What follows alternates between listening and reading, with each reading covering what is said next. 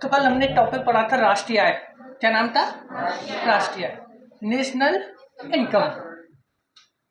National income की हमने जब परिभाषा पढ़ी थी सबसे पहले, तो राष्ट्रीय आय की परिभाषा क्या बताई थी?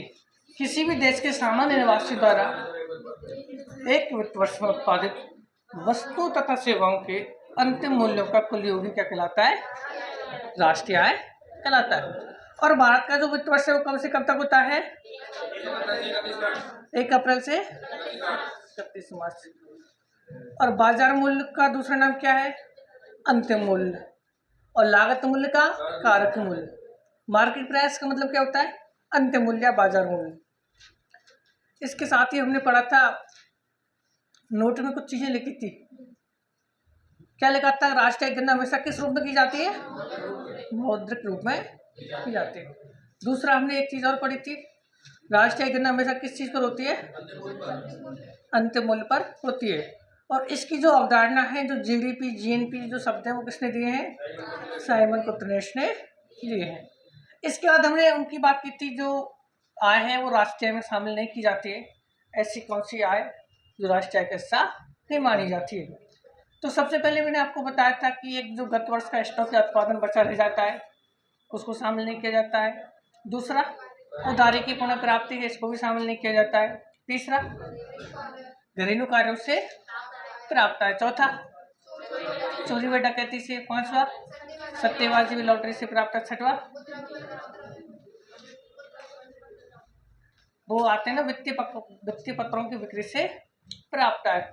सातवां पॉइंट, भ्रष्टाचार से प्राप्त है। आठवां, वजीफा स्कॉलरशिप जो भी अपन की है, वृद्धावस्था पेंशन से प्राप्त आय राष्ट्रीय आय का हिस्सा नहीं होती है। तो राष्ट्रीय आय का हिस्सा कौन सी आय होती है फिर? एक वित्त वर्ष में तीनों क्षेत्रों से हुआ उत्पादन। साथ में दूसरा पॉइंट क्या बताया था मैंने आपको? उधारी से प्राप्त। तीसरा, और चौथा पॉइंट लास्ट क्या बताया था मैंने? कंपनियों का लाभ। ये सारी चीजें हम कल पढ़ चुके थे। इसके बाद अपने पढ़ा था राष्ट्रीय आय के मापन का इतिहास। राष्ट्रीय आय के मापन के इतिहास के अंदर सबसे पहले राष्ट्रीय आय का मापन करने वाला व्यक्ति कौन था? दादाभाई नौरोजी का क्या नाम है? The great old man of India. Bharat का एक बूढ़ा महान व्यक्ति है। दादाभाई नौरोजी ने कब राष्ट्रीय आय का मापन किया था? 67-68 में सर्वप्रथम। और गरीबी का मापन किसने किया था सर्वप्रथम? दादाभाई नौरोजी ने। इनकी एक पुस्तक थी, क्या नाम था? द पॉवर्टी एंड अनमेटेड रूल्स इन इंडिया। इस पुस्तक का प्रकाशन कब हुआ? 1901 में। पुस्तक के अंदर कौन सा सिद्धांत दिया गया? धन के निष्कासन का सिद्धांत। धन के निष्कासन के सिद्धांत को दादाभाई नौरोजी ने क्या बोला था? अनिष्टों का अनिष्ट। इस पुस्तक के अनुसार प्रति व्यक्ति आय कितनी थी? 20 रुपये थी। ये सारी चीजें हमने पढ़ी थी। इसके साथ हमने कुछ अन्य बिंदु भी पढ़े थे दादाभाई नौरोजी के बारे में। ये भारतीय राष्ट्रीय कांग्रेस के कौन थे? सह संस्थापक थे, को फाउंडर रहे हैं। तो अपन चलते हैं आगे। इसके बाद दूसरा अपन ने पॉइंट पढ़ा था 1911-12 में फेडरेशन राज्य द्वारा राष्ट्रीय आय का मापन किया गया था। इसके बाद तीसरा पॉइंट 1931-32 में किसके द्वारा? वीके राव द्वारा। इसके बाद चौथा 1948-49 में संवैधानिक या वैधानिक तौर पर राष्ट्रीय आय का मापन किया गया था, जिसके लिए राष्ट्रीय आय समिति का गठन किया गया था, जो कि 4 सदस्य थी, जिसका अध्यक्ष किससे बनाया गया था? प्रशांत चंद्र मालवीय को बनाया गया था। और अन्य 2 सदस्य कौन कौन से थे? साइमन कुतनेश व जेम्स स्टोन। और जो फील्ड ऑफिसर उसके अंदर जो था वो कौन था? वीएन गाडगिल। इस समिति ने पहली रिपोर्ट कब दी थी? 1951। दूसरी रिपोर्ट कब दी थी? 1954 में। ये तो कहानी अपन की कल वाली हो जाती है पूरी। अब आते हैं वर्तमान में राष्ट्रीय आय का मापन कौन करता है? तो कोई विद्यार्थी आप में से ये बता सकता है कि वर्तमान में राष्ट्रीय आय का मापन कौन करता है?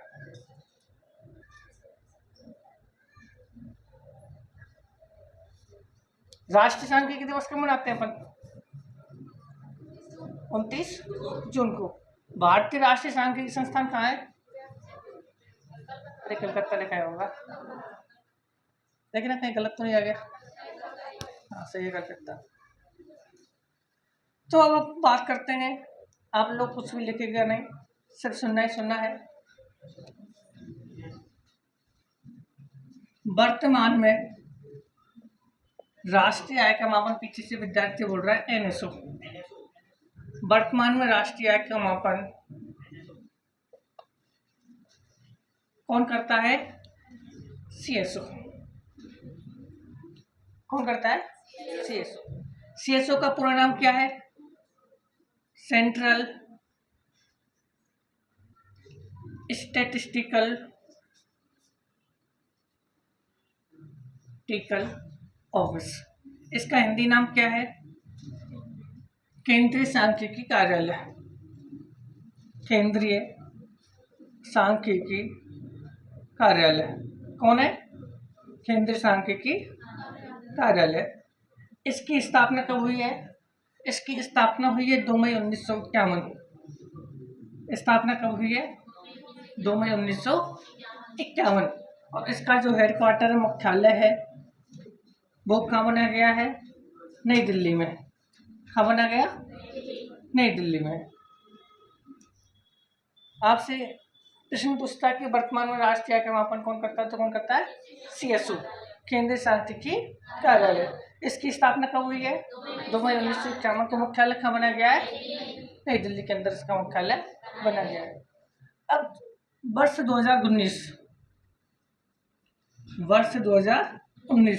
में CSO का नाम बदलकर क्या कर दिया? NSO। CSO का नाम बदलकर क्या कर दिया है? NSO। अब NSO का पूरा नाम नेशनल स्टैटिस्टिकल ऑफिस। इसका हिंदी नाम क्या हो जाएगा? राष्ट्रीय सांख्यिकी कार्यालय। क्या है? राष्ट्रीय सांख्यिकी। लेकिन एग्जाम के अंदर दोनों ही ऑप्शन दे सकता है, ऐसा जरूर नहीं कि CSO दे या NSO दे, हो सकता है दोनों दे दे, एक दे दे। तो वर्तमान में राष्ट्रीय आय का मापन कौन करता है? CSO या NSO। CSO NSO की स्थापना कब हुई है? 2 मई 1951 को। मुख्यालय कहाँ है? हेडक्वार्टर्स का नई दिल्ली के अंदर। CSO का नाम परिवर्तन कब किया गया? 2019 में। क्या कर दिया? NSO। क्या नहीं किया? एक और होता है सेम ऐसा ही, एक तो है NSO, दूसरा है NSSO। पहला तो NSO है, दूसरा क्या है? NSSO। NSO क्या काम करता है? राष्ट्रीय आय का मापन करता है, जबकि NSSO क्या करता है? गरीबी व बेरोजगारी का मापन करता है। ध्यान रखना, NSO राष्ट्रीय आय का मापन करता है, NSSO गरीबी व बेरोजगारी का मापन करता है। NSSO का पूरा नाम नेशनल सैंपल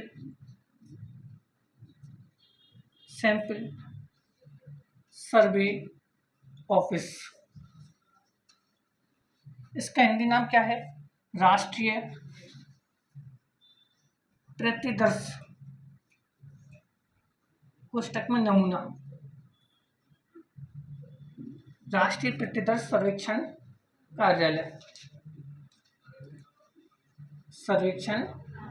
कार्यालय। इसकी स्थापना कब हुई है? फरवरी 1950। और इसका जो मुख्यालय है वो कहाँ है? मुख्यालय वो है फरीदाबाद, नई दिल्ली। फरीदाबाद, नई दिल्ली। और इसका काम क्या है? भारत में गरीबी व बेरोजगारी का मापन करना। कार्य गरीबी व बेरोजगारी का मापन करना। अब आपसे पूछ ले कि भारत में कागजी मुद्रा से संबंधित या मुद्रा से संबंधित कार्य कौन करता है? RBI करता है। दूसरा आपसे पूछे कि भारत में राष्ट्रीय आय का मापन कौन करता है? NSO HSO करता है। तीसरा आपसे कोई पूछे कि भारत में गरीबी व बेरोजगारी का मापन कौन करता है, तो NSSO करता है। करता नहीं करता? और इनकी स्थापना मैंने आपको बताई है, ये आप दोनों यहाँ तक नोट डाउन कर सकते हो।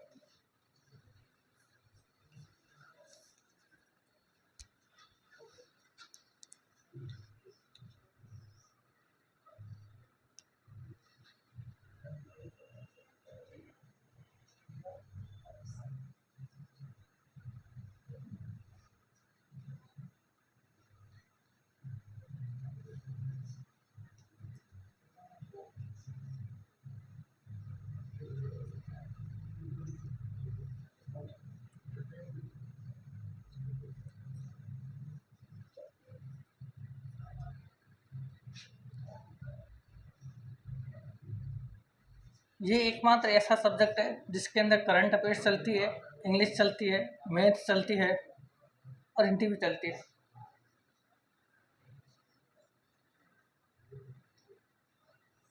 अभी तो सिर्फ मैंने आपको इंग्लिश और करंट अफेयर्स जोड़ा है, अब आप आगे मैथ भी इसमें पढ़ोगे। अब आपको आर्यभट्ट बनने का अवसर मिलेगा इसके अंदर। अभी से तुम क्या एडम स्मिथ बने हो, अब आगे आर्यभट्ट बनोगे।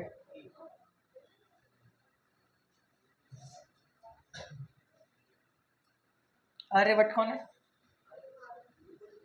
शून्य का खोज करने वाला व्यक्ति। आर्यभट्ट कौन है? शून्य का खोज करने वाला, जीरो का आविष्कार।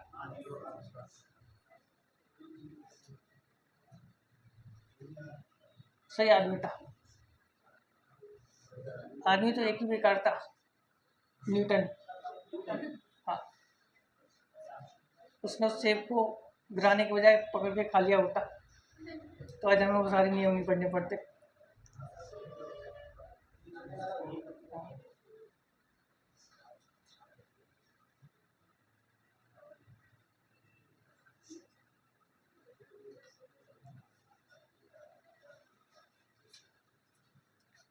इनकी हिंदी नाम भी मैंने लिखे हैं, इंग्लिश नाम भी मैंने इसको लिखा है।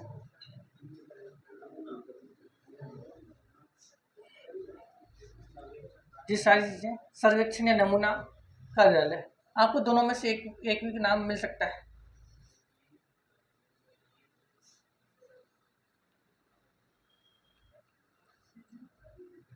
और ये 2023 में जो सीटी लगा था उसके अंदर ऑलरेडी पूछा गया है कि भारत में राष्ट्रीय आय का मापन कौन सी संस्था करती है, तो उसके अंदर ही हिंदी वाला नाम दिया गया था, राष्ट्रीय सांख्यिकी कार्यालय। भारतीय राष्ट्रीय सांख्यिकी, भारतीय राष्ट्रीय सांख्यिकी संस्थान कहाँ है? अरे भारतीय राष्ट्रीय सांख्यिकी संस्थान कलकत्ता में, बताया नहीं बताया मैंने? बोल, मतलब नाम सेम सा मिलता है, भारतीय राष्ट्रीय सांख्यिकी संस्थान, राष्ट्रीय सांख्यिकी कार्यालय, दोनों ही अलग अलग हैं, ये आपको ध्यान रखना है। एग्जाम में आपको हूबहू ऑप्शन देगा, NSO, NSSO, NITI Aayog, RBI, तो इनमें से कौन सी संस्था राष्ट्रीय का मापन करती है? NSO। अरे करती है, नहीं करती है? फरीदाबाद दिल्ली के अंदर आता है, केंद्र शासित प्रदेश था, है नहीं है?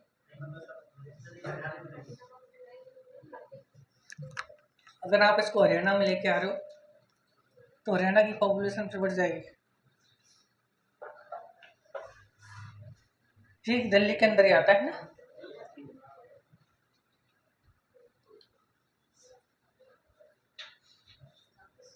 अलवर कहाँ पर आता है? राजस्थान में आता है, दिल्ली में आता है? राजस्थान में आता है। और अपन का डी यूपी में आता है, ये भी राजस्थान के अंदर ही आता है, लेकिन लगता बढ़ता एरिया किसका है? यूपी की सीमा से लगती है। मैंने कल देखा था कि यूपी की सीमा भी यहाँ लगती है। ठीक है,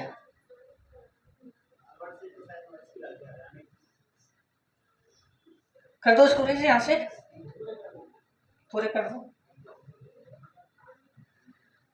तो वर्तमान में राष्ट्रीय का मापन कौन कर रहा है? NSO। और गरीबी बेरोजगारी का मापन कौन कर रहा है? NSSO। और योजनाओं का निर्माण और सलाह कौन दे रहा है? नीति आयोग। और भारत में मुद्रा कौन छाप रहा है? आरबीआई।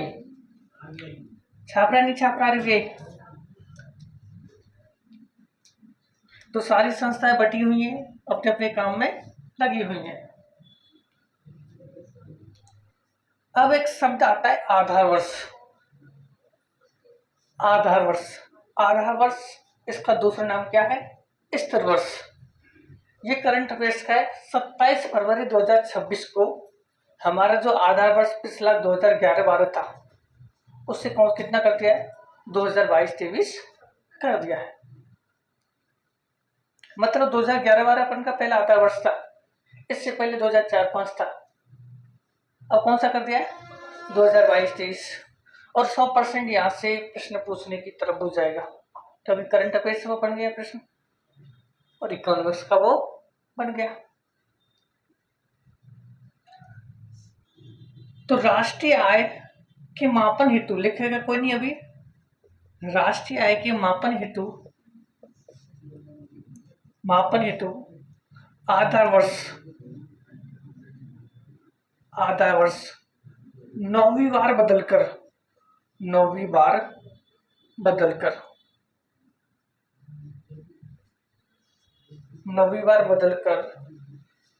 2011-12 से 2022-23 कर दिया। और कब कर दिया? 27 फरवरी 2026 को। 27 फरवरी 2000 जब करंट अपडेट हो गया, हुआ नहीं हुआ? करंट भी जुड़ गया और आधा वर्ष भी हो गया। अब बात करते हैं अपन आधा वर्ष। एक नया शब्द इसमें आया है, आधा वर्ष। इससे पहले आधा वर्ष क्या था? 2011-12। और अभी जो हमारा जो प्रचलित वर्ष कौन सा है? 2000। मैं प्रचलित वर्ष पूछ रहा हूँ जो वर्तमान में चल रहा है। वर्तमान में प्रचलित वर्ष कौन सा है? 2026-27। अब मैं आपको एक सिंपल सा एग्जाम्पल लेके जा रहा हूँ। 1 किलो चीनी का हम भाव देखते हैं। 1 किलो चीनी, और हम उसकी कीमत तब की बात करें जब वो 2011-12 था। 2011-12 में जो चीनी का भाव था वो कितना था? 20 रुपए किलो की लगभग। 19 रुपए किलो, हाँ एक ही बात है, 20 रुपए प्रति किलो। और आज हम बात कर रहे हैं 2026-27 में, तो लगभग 45 या 46 रुपए किलो ये मिल रही है। आधा वर्ष क्या बता रहा है? 2011-12 में कितना है और 2026-27 में कितना है? इनमें कितना अंतर आ रहा है? लगभग दुगने से ज्यादा। मतलब महंगाई कितनी बढ़ी है? दुगने से भी ज्यादा बढ़ी है। अब हमने आधा वर्ष क्या कर दिया है? 2022-23 कर दिया। तो 2022-23 में लगभग जो कीमत थी वो कितनी होगी? लगभग 40 रुपए प्रति किलो, इतनी होगी। अब आप देखो कितना अंतर आ रहा है। आ रहा है नहीं आ रहा? बहुत कम अंतर देखने को मिल रहा है।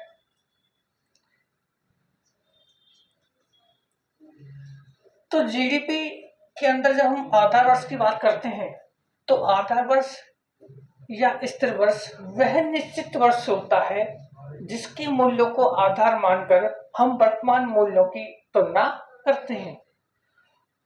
मतलब जो महंगाई की गणना की जाती है, उस समय कीमत ये थी और आज कीमत ये है, जिसके आधार पर मुद्रास्फीति दर महंगाई दर को निकाला जाता है। अब जैसे अपन बात करते हैं इसकी, आपको एक मुद्रास्फीति निकालने का फॉर्मूला है, nominal GDP upon real GDP into 100। ये महंगाई निकालने का फॉर्मूला है। और नॉमिनल जीडीपी का आता है जो वर्तमान में जो कीमत है। वर्तमान में कीमत कितनी है? 40 रुपए। पुरानी कीमत कितनी है? इंटू 100। अब हम इसको करते हैं तो कितना? 40 पंजे 200 और 6 5 30। तो दोगुने से भी ज्यादा इसकी महंगाई बढ़ गई। 200 गुना मतलब दोगुना इसका प्राइस बढ़ा है। कहाँ 20 रुपए था, कहाँ 40 रुपए हो गया। तो जीडीपी डिफ्लेटर इसको हम बोलते हैं। जिसके माध्यम से अपन क्या है महंगाई की गणना कर सकते। अब आप 90% विद्यार्थियों की चीज समझ में नहीं आ रही है कि मैं क्या चीज बता रहा हूँ। आ रही नहीं आ रही? नहीं आ रही, मुझे पता है नहीं आ रही। अब मैं वापस इसको रीच कर रहा हूँ। अब मैं इनकी परिभाषा बताऊंगा आपको।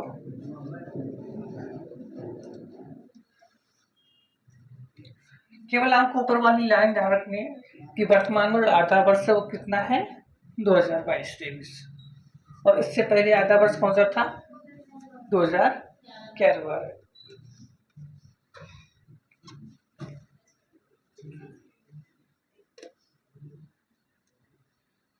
और ये कौन सी बार अपडेट किया गया है? अब देखो, आधा वर्ष की एक शर्त होती है, राष्ट्रीय आय का मापन करते हैं, पीछे बात नहीं करते हैं, तो ध्यान सुनो। आधा वर्ष वर्तमान वर्ष से 10 वर्ष अधिक पुराना नहीं होना चाहिए। ये राष्ट्रीय आय के मापन की पहली शर्त है। पहली शर्त क्या है कि कोई भी आधा वर्ष किसी भी देश का वो वर्तमान वर्ष से 10 वर्ष से अधिक पुराना नहीं होना चाहिए। लेकिन हमने तो किया, हमने तो अभी तो चेंज किया। कब किया? 27 फरवरी 2026 को। और प्रचलित वर्ष कौन सा था? 2025-26। और आधा वर्ष कौन सा है? 2011-12 से पहले। तो कितना अंतर आ रहा है? 15 वर्ष का। लेकिन राष्ट्रीय आय की शर्त क्या कहती है कि 10 वर्ष से अधिक पुराना पर आधा वर्ष नहीं होना चाहिए, नहीं तो मुद्रास्फीति के आंकड़ों में बहुत परिवर्तन देखने को मिलता है। लेकिन हमारी स्थिति दूसरी रही थी, कोविड-19 आ गया था, अर्थव्यवस्था वापस क्या है, गर्त में चली गई थी। देखो, एक चक्र चलता है, एक व्यापार चक्र चलता है, ये समांतर रेखा है। अब जैसे व्यापार के अंदर महंगाई आती है तो व्यापार ऊपर चलता जाता है, ऐसे चलता रहता है, ऐसे चलता रहता है, ये सारी चीजें इसके अंदर चलती है।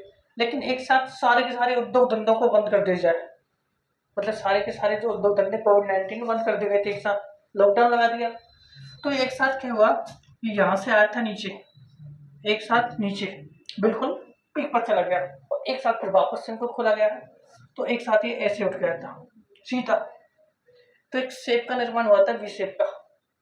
तो यहाँ से एक प्रश्न पूछ लेता है कि व्यापार चक्र में वी शेप का निर्माण किस वर्ष हुआ था? तो 2019 में कोविड-19 के दौरान हुआ था। अचानक से उद्योग धंधे बंद कर दिए, तो व्यापार चक्र खाता जो ऊपर चल रहा था वो अचानक से नीचे गिर गया, वस्तु सेवाओं का उत्पादन बंद हो गया, लेकिन एक साथ उनको वापस खोला गया, तो फिर से वापस से उछाल पे आ गया। इसलिए आकृति बनती है, क्या बनती है, वी शेप, और नहीं तो तंगनुमा होती है, ऐसे ऐसे चलती है।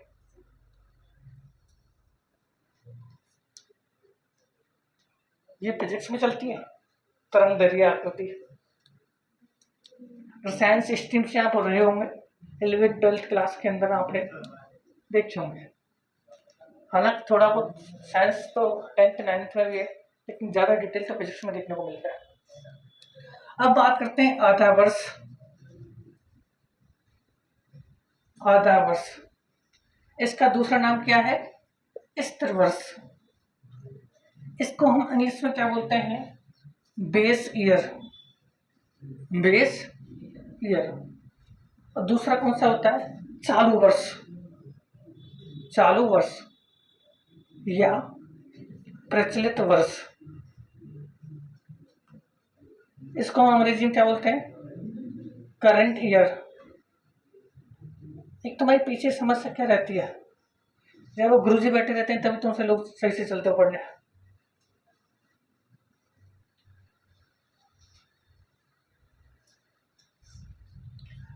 तो आधा वर्ष की परिभाषा मैं आपको बता रहा हूं। आधा वर्ष उस निश्चित वर्ष से है जिसके मूल्य को आधार मानकर महंगाई या मुद्रास्फीति की गणना की जाती है। महंगाई को अर्थशास्त्र में क्या बोलते हैं? मुद्रास्फीति, और इंग्लिश में उसको क्या बोलते हैं? इन्फ्लेशन। तो आधार वर्ष से तात्पर्य, आधार वर्ष से तात्पर्य उस निश्चित वर्ष से है, उस निश्चित वर्ष से है, उस निश्चित वर्ष से है जिसके मूल्यों को आधार मानकर, जिसके मूल्यों को आधार मानकर आधार मानकर मैं सीधा ही नाम लिख रहा हूँ मुद्रास्फीति। मुद्रास्फीति मतलब महंगाई। मुद्रास्फीति की गणना की जाती है।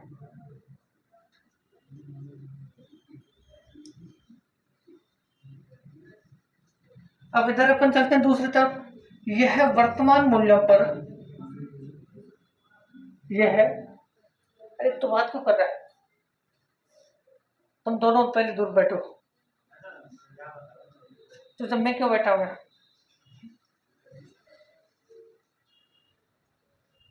यह वर्तमान मूल्यों पर वस्तु तथा सेवा की माप है। वस्तु तथा सेवा की माप है मतलब इसके अंदर जो वर्तमान में जो कीमत होती है उनको इसके अंदर दिखाया जाता है। इधर वापस आते हैं। इसमें प्राप्त आय, इसमें प्राप्त आय वास्तविक आय, इसमें प्राप्त आय वास्तविक आय, रियल इनकम, रियल इनकम कहलाती है।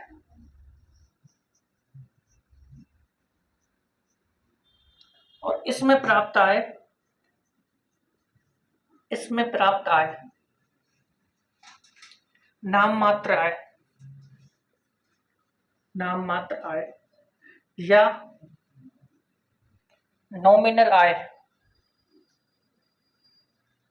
नॉमिनल आय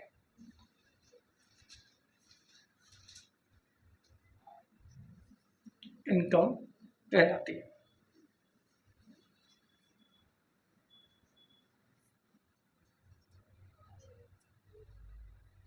वापस अब इधर देखो, आधा वर्ष और 25 वर्ष दोनों के मध्य अंतर। आधा वर्ष से तात्पर्य उस निश्चित वर्ष से है जिसके मूल्यों को हम आधार मानकर महंगाई की गणना करते हैं। जैसे अभी मैंने आपको बताया था, आपके सामने एक 2011-12, 2025-26 उनकी कीमत का अंतर, महंगाई की गणना का अंतर अपन ने किया था। जबकि चालू वर्ष या 25 वर्ष क्या बताता है, वर्तमान जो मूल्य है उनके आधार पर उस वस्तु सेवा की माप को वो बताता है। इसमें प्राप्त आय वास्तविक आय कहलाती है, रियल इनकम कहलाती है। जबकि उसमें प्राप्त आय क्या कहलाती है, नाम मात्र काल्पनिक आय या नॉमिनल आय कहलाती है। तो ये चीजें आपको यहाँ तक समझ में आई। पीछे ये गुड़िया लिख रही है, पीछे समझ में आया, या भी यहाँ तक समझ, पीछे आगे समझ में, रेस्पॉन्स नहीं होता, नहीं आया समझ में यहाँ तक। देखो हम बात करते हैं, मैंने आपको सबसे पहले पॉइंट क्या लिखा है, आधा वर्ष के राष्ट्रीय की मापन है तो आधा वर्ष होता है, जिसके आंकड़ों को मानकर हमें देखते हैं कि उस समय कीमत कितनी थी और आज वो कीमत कितनी है। जैसे हम घर परिवार में बैठे होते हैं तो कुछ बाबा दादी ये बताते हैं कि जब हम थे तो उस समय 1 रुपए की 6 माचे से 4 माचे से आती थी और आज 1 रुपए की एक भी नहीं मिलती है। हाँ, तो उस समय 4 आती थी, आज 1 आ रही है। उस समय जो दूध था वो 20 से 30 रुपए लीटर मिलता था, 10 रुपए लीटर भी मिलता था। लेकिन आज वही जो दूध 80 से 90 लीटर, 90 रुपए प्रति लीटर मिल रहा है। उस समय जो कृषि का आधार था वो क्या था, उस समय मुख्य आधार कृषि का क्या होता था, गाय का बछड़ा, बैल, बैल के माध्यम से सारी खेती बाड़ी की जाती थी। वो रहट चलते थे पानी के निकालने के लिए, कौन से पानी, रहट के माध्यम से निकाला जाता था। फिर धान कटाई के लिए भी, जैसे हल जोतने के लिए बैल का यूज किया जाता था। फिर फसल पक जाती थी तो उसको कूटने के लिए भी बैल का यूज किया जाता था। वो जैसे सरसों में तेल निकालना होता था तो कोलू के बैल, जिनको अपन बोलते हैं, कोलू बना दिए जाते थे, बैलों के माध्यम से उसको घुमाया जाता था चक्की की तरह, छोटा होता है ना गाँव में देखी हुई चक्की। तो उस समय तुलना करें, आज तुलना करें तो अब हम देखते हैं कि वर्ष 2 प्रकार के होते हैं राष्ट्रीय के अंदर। पहला होता है आधा वर्ष, दूसरा नाम क्या है उसका, स्थिर, मतलब वो एक तरीके से हमने क्या कर दिया, स्थिर कर दिया। और वर्तमान में चालू वर्ष या प्रचलित वर्ष इसको हम बोलते हैं। आधा वर्ष की परिभाषा क्या मैंने आपको बताई है, उस निश्चित वर्ष से है जिसके मूल्य को आधार मानकर हम महंगाई की गणना करते हैं। मतलब उस समय कीमत कितनी थी और आज कीमत कितनी है, तो ये जो महंगाई कितनी बढ़ी है कितनी कम हुई है उसकी गणना इसके अंदर की जाती है। इसलिए हम आधार वर्ष को निश्चित करते हैं। उस पर प्राप्त आय, उस समय जो आय थी वो क्या कहलाती है, वास्तविक आय कहलाती है। मतलब उस समय लोगों की प्रति व्यक्ति आय, राष्ट्रीय आय, वो सारे सारे क्या था, वास्तविक आय की श्रेणी में रखा जाता है। दूसरा, वर्तमान मूल्यों पर वस्तु तथा सेवा की माप है। आज चीनी कितने रुपए किलो चल रही है, दूध कितने रुपए किलो चल रहा है, उन सबका माप इसके अंदर रखा जाता है। और इस पर प्राप्त आय नाम मात्र क्या है, नॉमिनल आय कहलाती है। आप यहाँ तक देख लो, इसके बाद अपन आगे चलते हैं।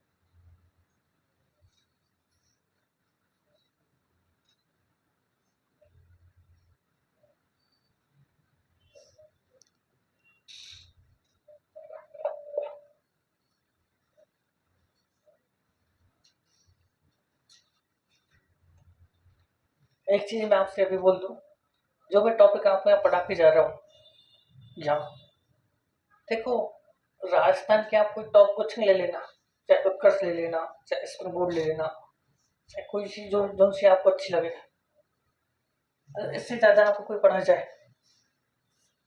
आप आजकल बहुत सारी गाइडें मिल जाती हैं, बाहर किताबें आपको मिल जाती हैं, उनमें भी आपको इतना लेवल नहीं मिलेगा। इसलिए आपको जितना पढ़ाया जा रहा है ये शांतिपूर्ण तरीके से पढ़ लें, पीछे लगातार डिस्टर्ब न करें। और एक ऐसा विषय है जो आप पहली बार पढ़ते हो, किताबों की भाषा आपको समझ में भी नहीं आएगी।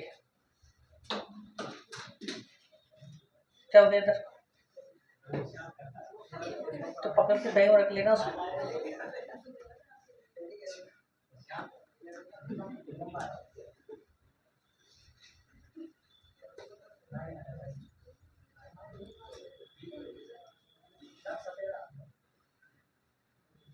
सफेदा ढूंढ के लाना पड़ेगा।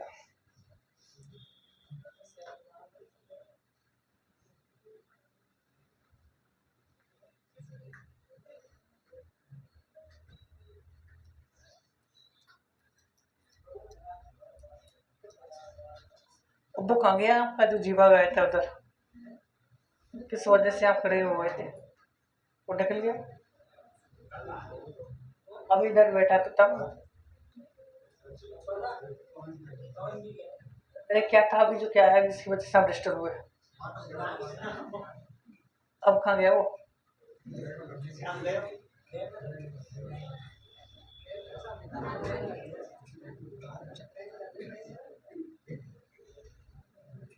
लिख लिया यहाँ तक सबने, तुमसे बेहतर तो उदयपुर के हैं। जैसे कोई छोटा मोटा जीव आ जाए तो उसको पकड़ के उसमें रख लेते हैं बैग में, फिलहाल रजिस्टर होती नहीं है।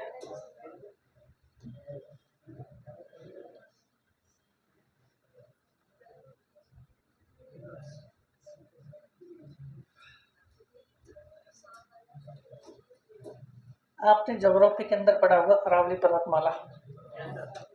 अरावली पर्वतमाला का जो एक मूल पार्ट है वो कहाँ पर है, उदयपुर के अंदर, जो कि झाड़ोल के नाम से जाना जाता है। झाड़ोल। विश्व का दूसरा सबसे सुंदर शहर कौन सा है, उदयपुर। विश्व का दूसरा सबसे सुंदर शहर स्विट्जरलैंड।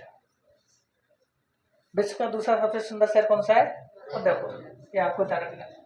और वहां आप चले जाओगे तो वहाँ की प्राकृतिक जो चीज़ें हैं वहाँ से चले तो जाते हैं पर कभी आने का मन नहीं करता है। और जहाँ में विशेषकर रूप से आप जाड़ों चले जाओगे, आपको हर कोने कोने में छोटी छोटी झीलें मिलेंगी आपको।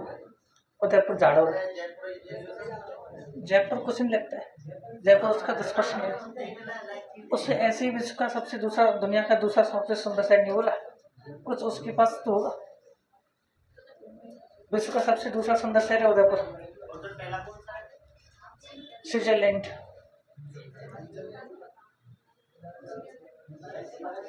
चलो तो यहाँ तक लिख लिया सबने। करतोष परेश, हमारी शिक्षा की नगरी, राजस्थान की शिक्षा की नगरी किस चीज को कहते हैं? कोटा को।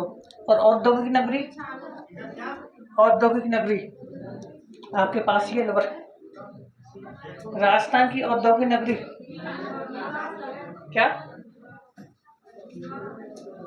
ये वर्तमान में आधुनिक जो औद्योगिक नगरी है वो कौन सी है? अलवर है। तो वर्तमान में सबसे ज्यादा जो उद्योगों की स्थापना कहाँ हो रही है? अलवर के अंदर। गुलाबी नगरी किसको कहते हैं?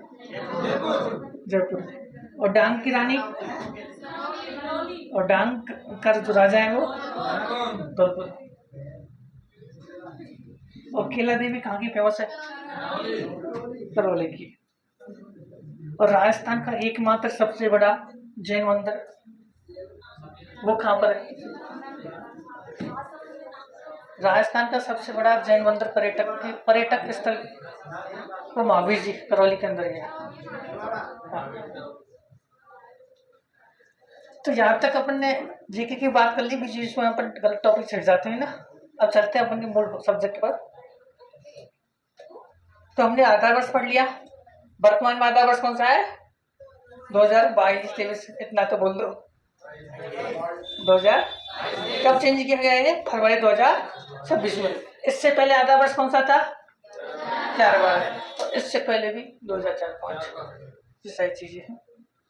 और कौन सी बार चेंज किया गया है? 9वीं बार। अब आप हेडिंग बनाओगे राष्ट्रीय आय की अवधारणा, बीच पन्ने में 4-5 लाइन छोड़ के आप लिखोगे राष्ट्रीय आय की अवधारणा। राष्ट्रीय आय की अवधारणा,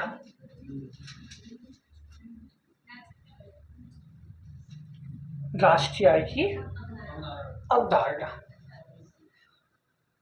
और यहां से कहानी अलग शुरू होती है। इतिहास अपन का पूरा हो गया।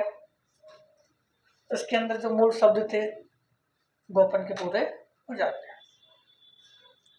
अब आप एक लगातार शब्द सुनते हो, जीडीपी जीडीपी सुनते हो नहीं सुनते? तो आज हम आप उसी की बात करने वाले हैं, सकल घरेलू उत्पाद। सबसे पहला पॉइंट क्या है? जीडीपी। जीडीपी का पूरा नाम ग्रॉस डोमेस्टिक प्रोडक्ट। इसका हिंदी नाम क्या है? सकल घरेलू उत्पाद। चलो ये लगातार मेरे से आगे आगे विद्यार्थी बोल रहे हैं, इसकी परिभाषा बता दो। इसकी परिभाषा बताओ जो आगे आगे बोल रहे थे। हाँ देखो, मैंने आपको राष्ट्रीय की परिभाषा बताई नहीं बताई? क्या बताई थी? किसी भी देश के नागरिकों द्वारा या सामान्य निवासियों द्वारा एक वित्त वर्ष में उत्पादित वस्तु तथा सेवाओं के अंतिम मूल्यों का कुल योग क्या कहलाता है? राष्ट्रीय आय कहलाता है। इसके अंदर केवल एक शब्द जुड़ेगा, वो है घरेलू सीमा। किसी भी देश की घरेलू सीमा में सामान्य निवासियों द्वारा एक वित्त वर्ष में उत्पादित वस्तु तथा सेवाओं के अंतिम मूल्यों का कुल योग क्या कहलाता है? जीडीपी। वापस बोल रहा हूं, किसी भी देश की घरेलू सीमा में, किसमें? घरेलू सीमा में सामान्य निवासियों द्वारा एक वित्त वर्ष में उत्पादित वस्तु तथा सेवाओं के अंतिम मूल्यों का कुल योग क्या कहलाता है? जीडीपी या सकल घरेलू उत्पाद कहलाता है। अब इसकी मैं परिभाषा आपको लिख रहा हूं, लेकिन लिखेगा कोई नहीं, क्योंकि अब इसके अंदर बहुत सारी चीजें अब आने वाली है। परिभाषा मैंने आपको राष्ट्रीय आय की क्या बताई थी? राष्ट्रीय की परिभाषा क्या होता है कि किसी भी देश के सामान्य निवासियों द्वारा एक वित्त वर्ष में उत्पादित वस्तु तथा सेवाओं के अंतिम मूल्यों का कुल योग ही कहलाता है। अब यहाँ मैं वही चेंज कर रहा हूँ, किसी भी देश की घरेलू सीमा में, किसी भी देश की घरेलू सीमा में, किसी भी देश की घरेलू सीमा में एक वित्त वर्ष में उत्पादित, एक वित्त वर्ष में उत्पादित, केवल एक शब्द का अंतर आया है, कौन सा? घरेलू सीमा। उत्पादित वस्तुओं तथा सेवाओं, वस्तुओं तथा सेवाओं, वस्तुओं तथा सेवाओं के अंतिम मूल्यों का, अंतिम मूल्यों का कुल योग ही, कुल योग ही क्या कहलाता है? जीडीपी कहलाता है। एक ही बात है। अब इसके अंदर एक शब्द आया है, कौन सा शब्द आया है? घरेलू सीमा। आर्थिक घरेलू सीमा या घरेलू सीमा, आर्थिक घरेलू सीमा से तात्पर्य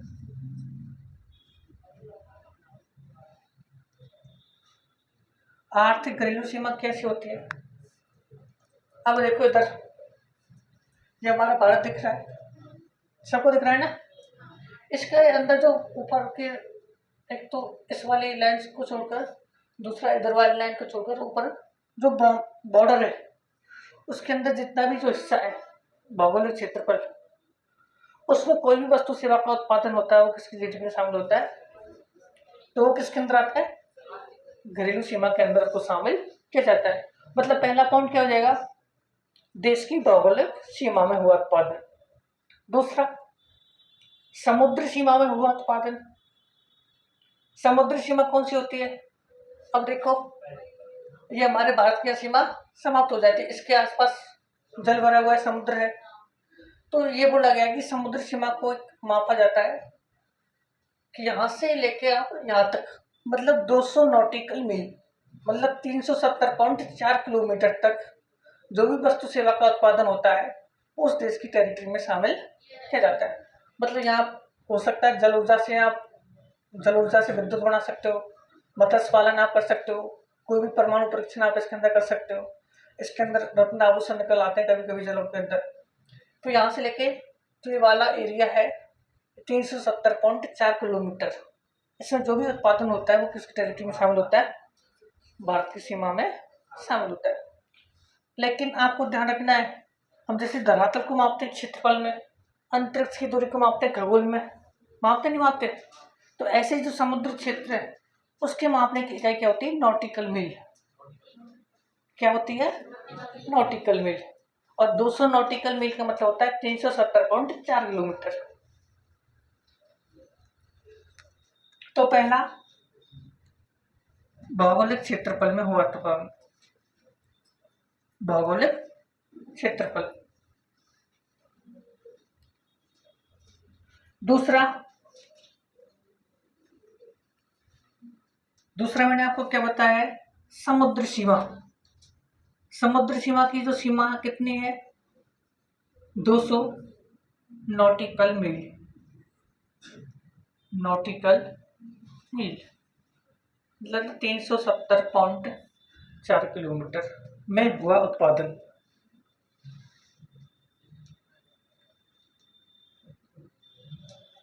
ये चीज समझ में आ रही है? अरे आ रही नहीं आ रही? भौगोलिक क्षेत्रफल आ गया, समुद्र सीमा आ गई, आगे नहीं आ गई? अब तीसरी चीज और समझते हैं, वापस आते हैं उसी नक्शे पर। अब देखो, हमारे भारत से कोई जलयान, काफी बड़े बड़े जहाज होते हैं, समुद्री जहाज होते नहीं होते? बड़े बड़े अपन के होते हैं प्लांट, जो अपन के देश से दूसरे देश में जो जाते हैं ना, फ्लाइट अपन जिनको हमारी भाषा में बोलते हैं।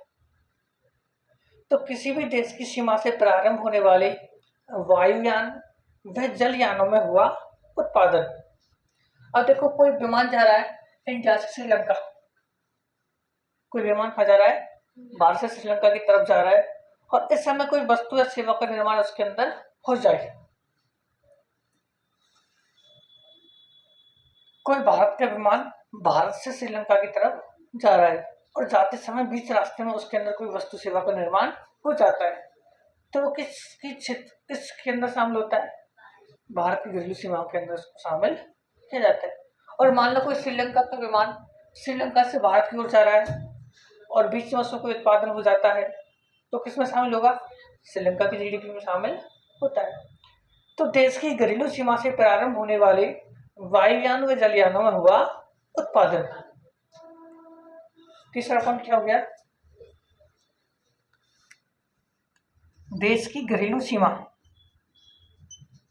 देश की घरेलू सीमा से प्रारंभ होने वाले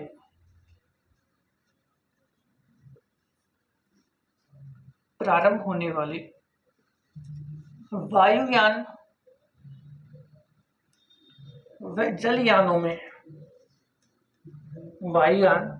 व जलयानों में हुआ उत्पादन। क्या हो गया तीसरा पॉइंट? जो जहाज और पनडुब्बी जो बड़े बड़े आते हैं, उनमें कोई वस्तु सेवा का निर्माण होता है, वो किसमें शामिल होता है? उसी देश की टेरिटरी में शामिल किया जाता है। अब आपने सुना होगा राजदूत शब्द। राजदूत होते हैं ना, छोटी छोटी एम्बेसी बनी होती है एक देश की दूसरे देश में। वहाँ की जो राजनयिक होते हैं, जैसे हमारे जो राजदूत हैं, उनकी शाखा कहाँ पर होगी? श्रीलंका में होगी, आसपास के पड़ोसी देशों में होगी। होती नहीं होती है? दूतावास होते हैं छोटे छोटे हर देश के दूसरे देशों में स्थित। जैसे भारत का दूतावास श्रीलंका में है, श्रीलंका का दूतावास भारत में है। तो जो अब हमारा कोई दूतावास है वो श्रीलंका में स्थापित है, तो उसके अंदर कोई वस्तु सेवा का निर्माण होता है श्रीलंका में, तो वो किसकी जीडीपी में शामिल होता है? भारतीय जीडीपी में। और मान लो कोई भारत का जो दूतावास हमारे भारत में है और वहां कोई उत्पादन होता है, तो किसमें शामिल होता है? श्रीलंका की जीडीपी में उसको शामिल किया जाता है। तो चौथा पॉइंट क्या जाएगा? दूतावासों में हुआ उत्पादन। दूतावासों में हुआ उत्पादन, ये तो हमारे धरातल की बात हो गई है। अब अपन अंतरिक्ष की बात करते हैं। अंतरिक्ष में हम भारतीयों ने बहुत सारे उपग्रह लगा रखे हैं, जिसके माध्यम से इंटरनेट, तकनीकी, ज्योग्राफी लोकेशन, वो सारी सेवाएं अपन प्राप्त कर रहे हैं। सैटेलाइट लगे हुए हमारे अंतरिक्ष में, लगा रखे नहीं लगा रखे? तो अंतरिक्ष में स्थित जितने भी उपग्रह हैं, उनमें से केवल भारतीय उपग्रहों से प्राप्त सेवाएं किसकी जीडीपी में शामिल होती हैं? भारत की जीडीपी में शामिल होती हैं। अंतरिक्ष में हर देश ने अपने अपने हिसाब से उपग्रह सेट कर रखे हैं, लेकिन केवल किसकी बात करते हैं हम? भारत की। तो अंतरिक्ष में स्थित भारतीय उपग्रहों से प्राप्त सेवाएं इसके अंदर शामिल की जाती हैं। तो 5वां पॉइंट कौन सा हो गया? अंतरिक्ष में स्थित उपग्रहों से प्राप्त सेवाएं।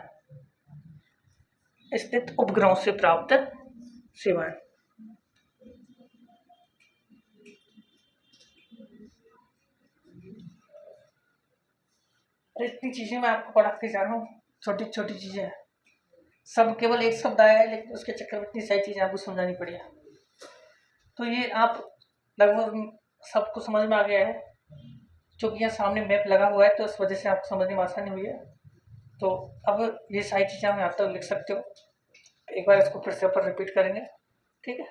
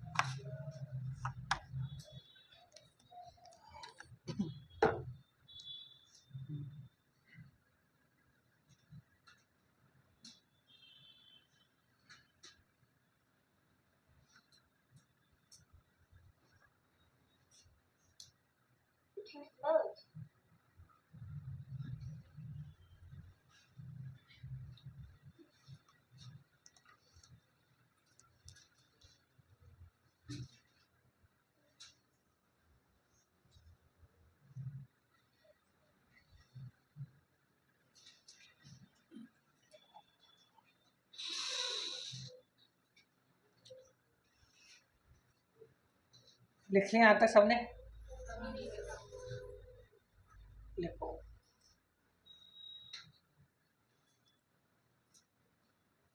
राइटिंग तो समझ में आ रही है ना सबको? नहीं आ रही? आ जानी चाहिए।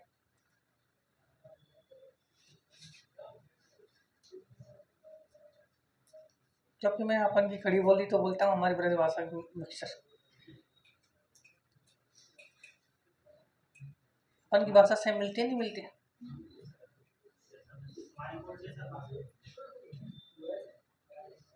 अब कौन सी बोल रहा हूँ? वही भाषा है मेरी। खड़ी बोली है अपन की। खड़ी खड़ी। अरे वही तो बोल रहा हूँ, सबसे और क्या बोल रहा हूँ?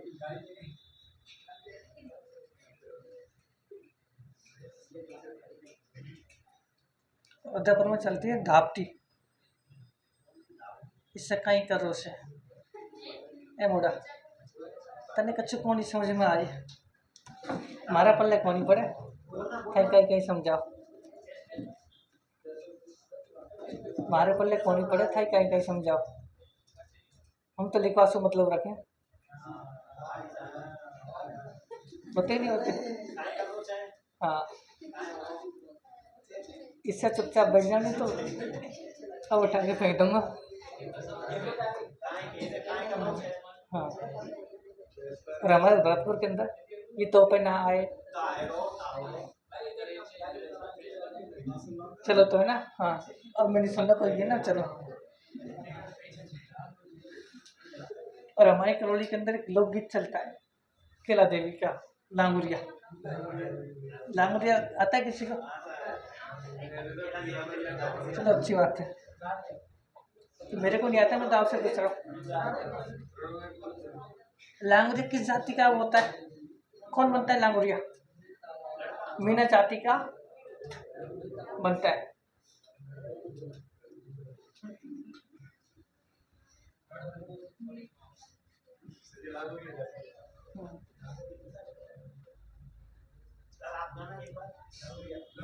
मेरे को नहीं आता। ठीक है, इसको रेज कर रहा हूँ यहाँ से ऊपर वाले पार्ट को।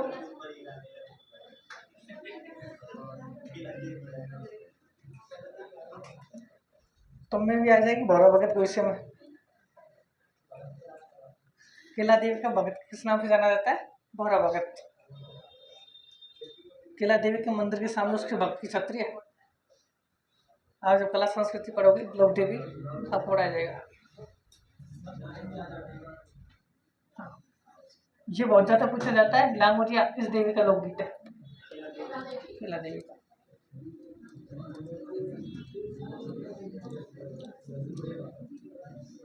एक बार बीएसटीसी में ये पूछा गया था, घुटनन नृत्य, घुटनन नृत्य किस लोक देवी का है? लांगोरिया। हाँ, अब मैंने क्या पढ़ाया था आपको, वापस उसी से कहते हैं। जीडीपी हमने चालू कर दिया था, ग्रॉस डोमेस्टिक प्रोडक्ट। इसका हिंदी नाम क्या है? सकल घरेलू उत्पाद। परिभाषा क्या बताई थी मैंने आपको? किसी भी देश की घरेलू सीमा में एक वित्त वर्ष में उत्पादित वस्तु तथा सेवाओं के अंतिम मूल्य का कुल क्या कहलाता है? और घरेलू सीमा में क्या क्या चीजें आती हैं मैंने आपको बताई है। एक तो भौगोलिक सीमा आती है, दूसरा समुद्री सीमा आती है। समुद्री सीमा की लंबाई कितनी होती है? 200 नॉटिकल। इसके बाद देश की घरेलू सीमा से प्रारंभ होने वाले वायुयान व जलयान में हुआ उत्पादन। चौथा पॉइंट, दूतावास में हुआ उत्पादन। हर देश की दूसरे देश में छोटी छोटी एजेंसियां होती है, वह राजदूत या राजनयिक काम कर रहे होते हैं। पांचवा, अंतरिक्ष में स्थित उपग्रहों से प्राप्त सेवाएं। यहाँ तक की कहानी अपन की हो चुकी है।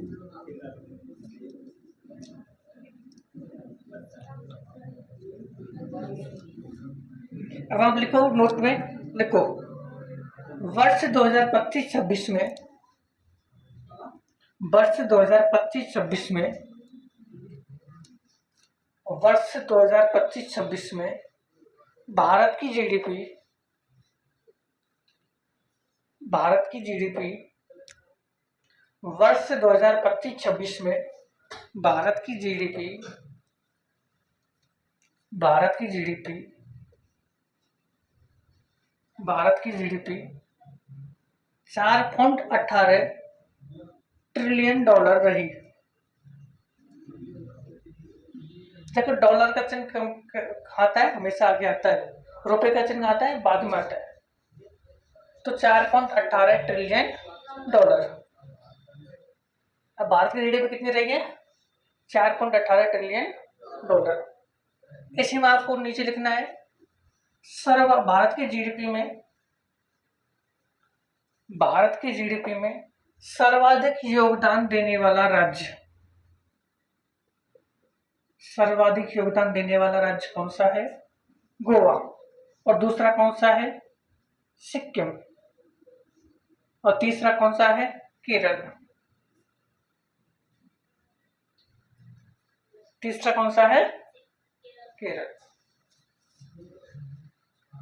भारत की जीडीपी में सर्वाधिक योगदान देने वाला जिला राज्य कौन सा है? गोवा। इसके बाद सिक्किम, इसके बाद ये 2025-26 का आंकड़े मैं आपको बता रहा हूं उनके अनुसार।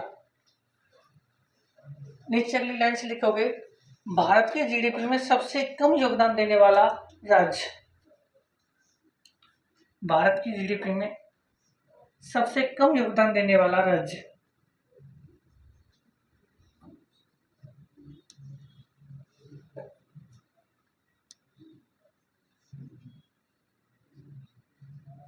पहला बिहार, दूसरा छत्तीसगढ़, तीसरा आपके लगता हुआ जिला,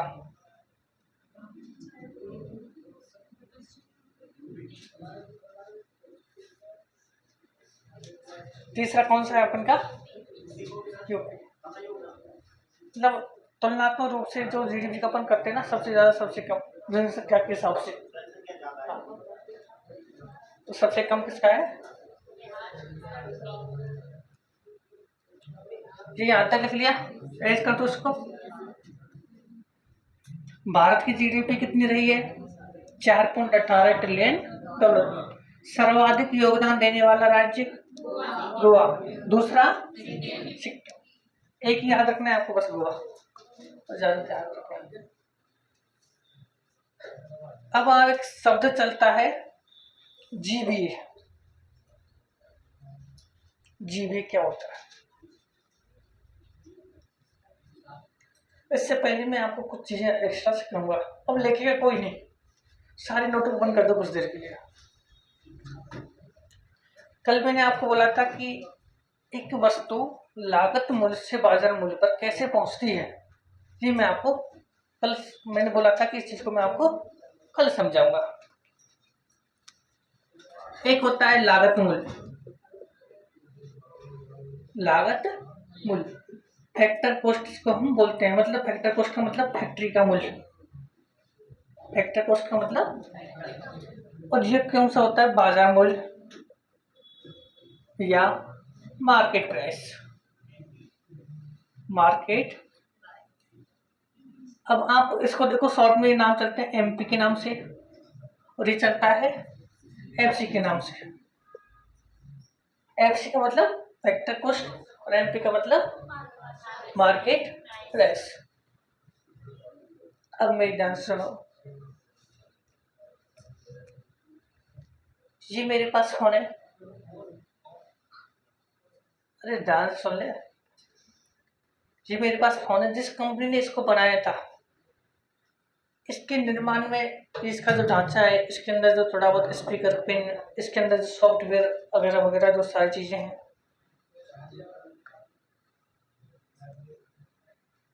इसके निर्माण में जो लागत है वो कितनी आई होगी? लगभग 2000 रुपये। कितनी आई होगी? तो ये किसकी कीमत बता रहा हूँ मैं? मेरे स्मार्टफोन की। जब इसको इस कंपनी ने बनाया था, कंपनी का नाम क्या है? रेडमी। इसने बना के कितने में रख दिया? ये 2000 रुपये में। और मैं इसको खरीदी कितने में लाया हूँ? 14,000 रुपये में।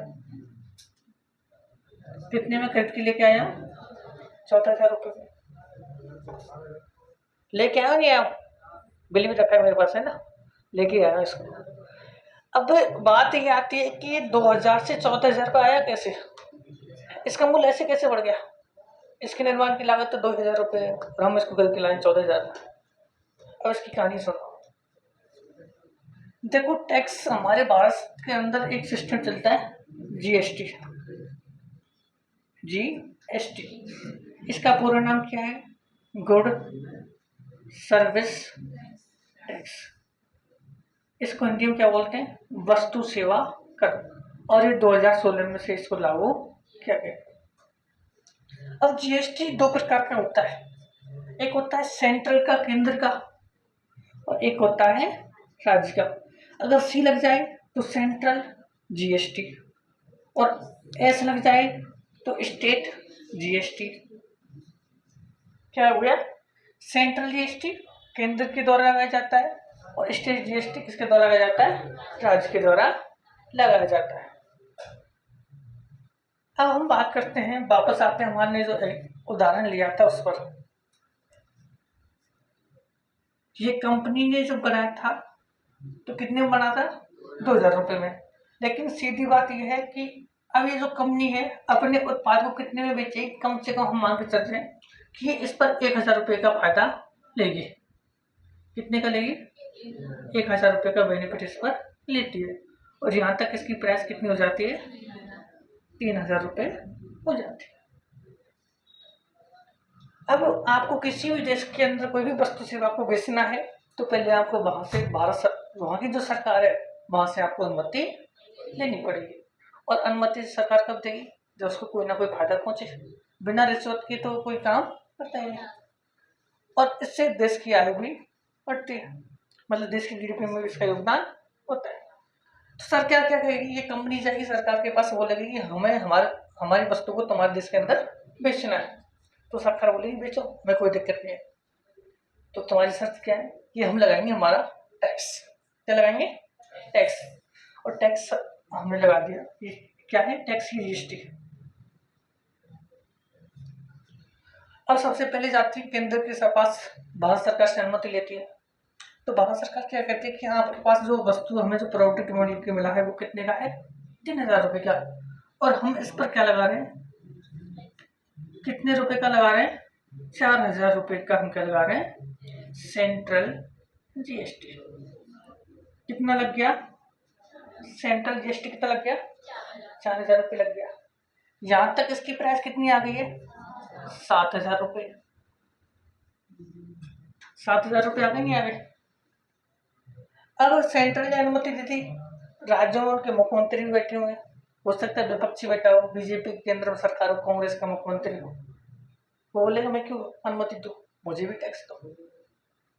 आप कोई भी वस्तु सेवा हमारे देश के अंदर, राज्य के अंदर बेच रहे हो तो आपने जितना फायदा उठाया उतना ही फायदा मैं भी दो। तो अब क्या होता है?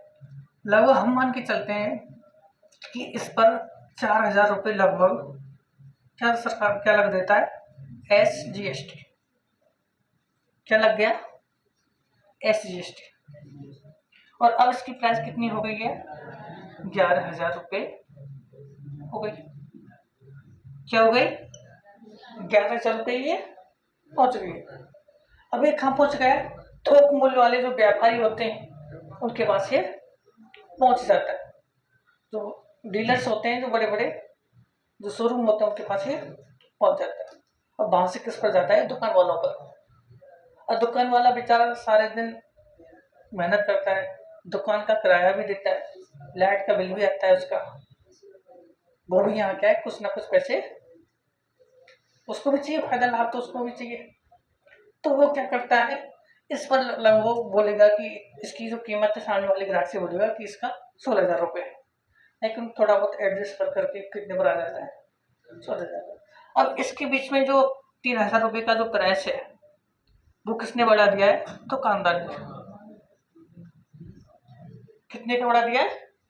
अब इसका अंतिम मूल्य कितना हो गया? ₹14,000 हो गया।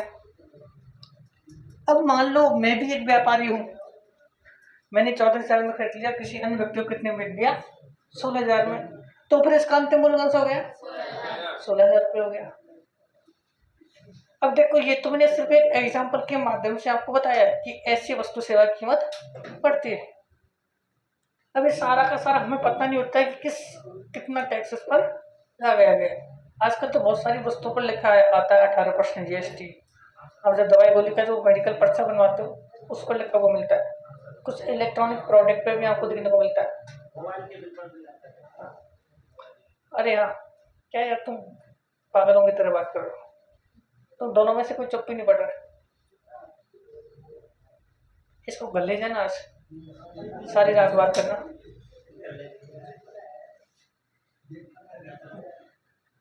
तो अभी मेरे हिसाब से जो इसका जो अंतिम मूल्य कौन सा है? ₹14,000 है।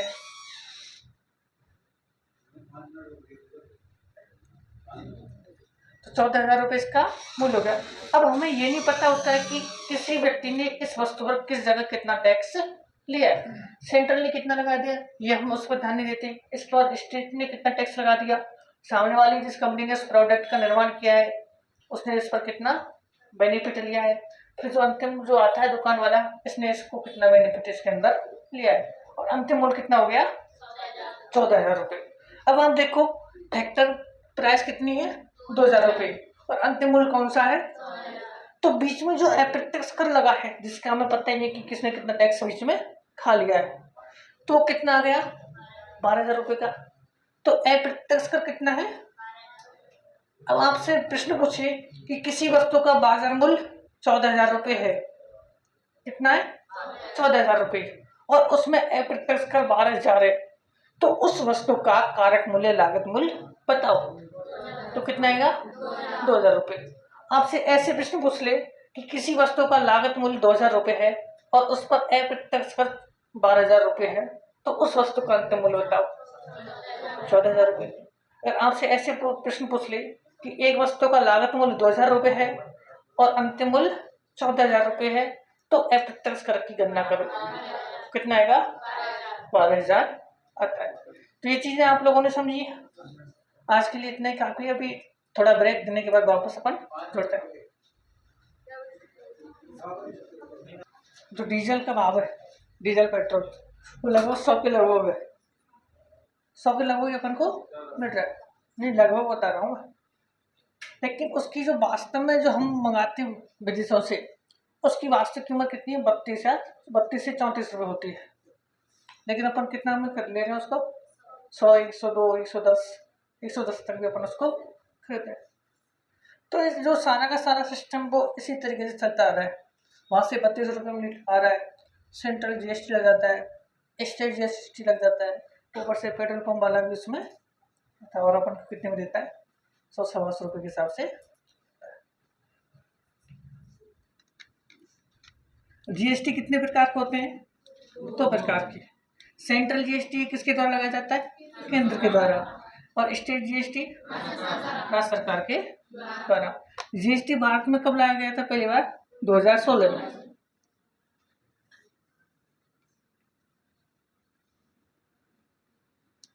अब राजस्थान सरकार कोई टैक्स लगाती है, वो क्या कहलाता है? State GST।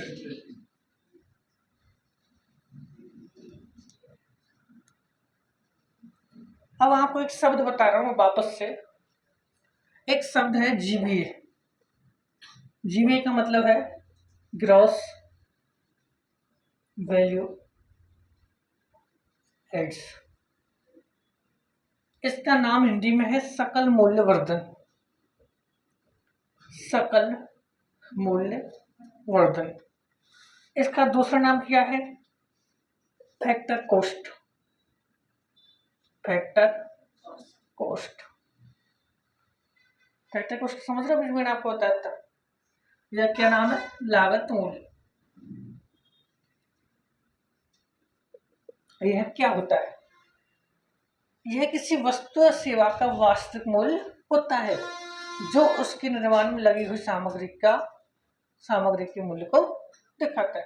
मतलब कोई भी अपन ने कोई वस्तु सेवा बनाई है, उसके निर्माण में कच्चे माल या कोई सामग्री का कितना उपयोग हुआ है, उसकी वास्तविक कीमत को वो बताता है। तो इसका पहला पॉइंट क्या है? यह वस्तु व सेवा का वास्तविक मूल्य मतलब कारक मूल्य होता है। अब जैसे मैंने आपको पहले एग्जाम मार्कर का जो आपको बताया था, मार्कर के अंदर एक तो ढांचा बनता है, इसके अंदर एक हल्की सी वो इंक बनने के लिए छोटा सा गद्दी टाइप में वो आता है, और एक इसका निब।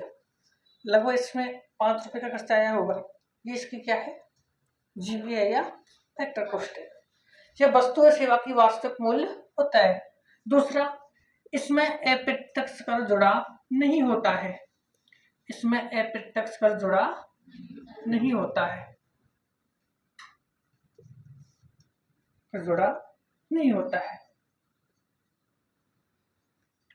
यह क्षेत्रवार उत्पादन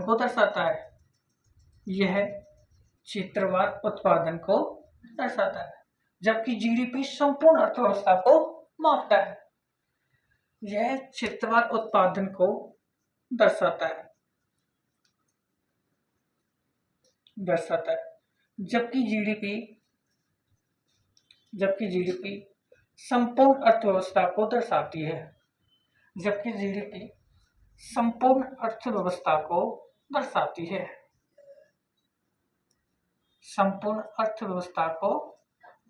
दर्शाती है। यहाँ तक आ गया समझ में? यहाँ तक किसी को कोई समस्या? मैं बता दो हो तो नहीं है तो पहले इसको यहाँ तक लिखो, फिर अपन नई चीजें हैं जो हम पास्ट में छोड़ के आए उनको वापस से जोड़ेंगे, लिंक करेंगे उस चीज को।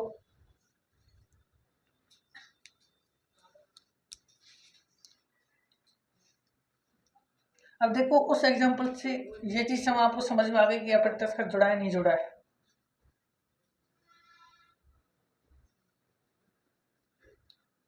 अब आप किताबें पढ़ोगे तो किताब में सारी चीजें सीधी लिखी हुई हैं ना, उसके अंदर आपको एग्जांपल मिलेगा।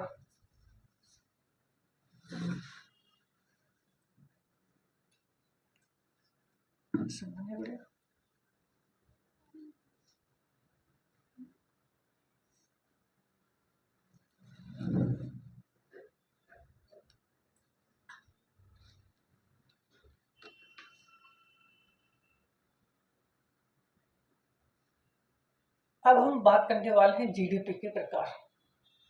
जीडीपी 2 प्रकार की होती है। अब हम किसकी बात करेंगे? जीडीपी के प्रकार।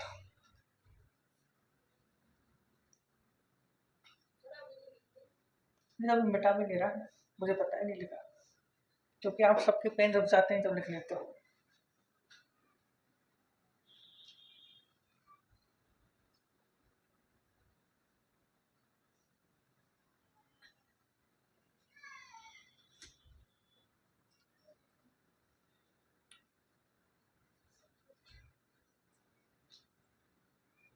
जीडीपी के प्रकार। अब ये चीज आपको समझ में आ गई। जीबी क्या होता है? वस्तु सेवा का कारक या लागत मूल होता है। इसमें अप्रत्यक्ष कर जुड़ा नहीं होता है। यह क्षेत्रवार उत्पादन को दर्शाती है, जबकि जीडीपी संपूर्ण अर्थव्यवस्था को दर्शाता है।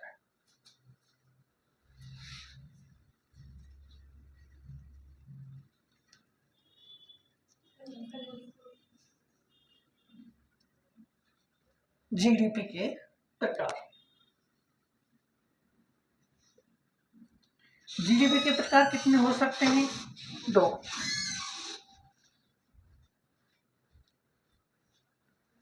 एक तो है रियल जीडीपी, वास्तविक जीडीपी।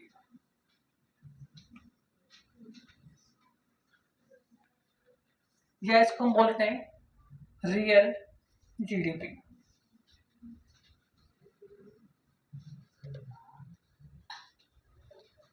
देख लो पहले यहाँ तक सब लोग, ऊपर कोई नहीं लिखे कभी ना, नीचे वाले पार्ट में।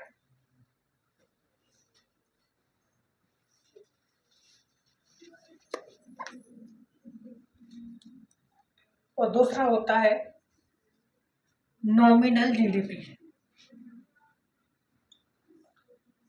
नॉमिनल, अब आपने नाम सुना होंगे, मैंने आपको बताया पढ़ाया आधा वर्ष और प्रचलित वर्ष। अगर आधा वर्ष ही हम जीडीपी के आंकड़े लेते हैं तो आधा वर्ष में आपको मैंने बताया था कि आधा वर्ष पर प्राप्त कैसे कहलाती है, वास्तविक आय कहलाती है। तो जो वास्तविक जीडीपी किस पर प्राप्त होती है, आधा वर्ष पर प्राप्त होती है, जबकि नॉमिनल जीडीपी किस पर प्राप्त होती है, प्रचलित वर्ष पर प्राप्त होती है। ये दोनों के मध्य अंतर है और ये दो प्रकार है उसके। अगर जीडीपी किस पर है, आधार वर्ष पर, तो वास्तविक जीडीपी। अगर प्रचलित वर्ष पर जीडीपी है तो नॉमिनल जीडीपी कहलाती है। दो शब्द आगे, जीडीपी के दो प्रकार हो गए। अब तो इरेज कर दो नीचे वाला।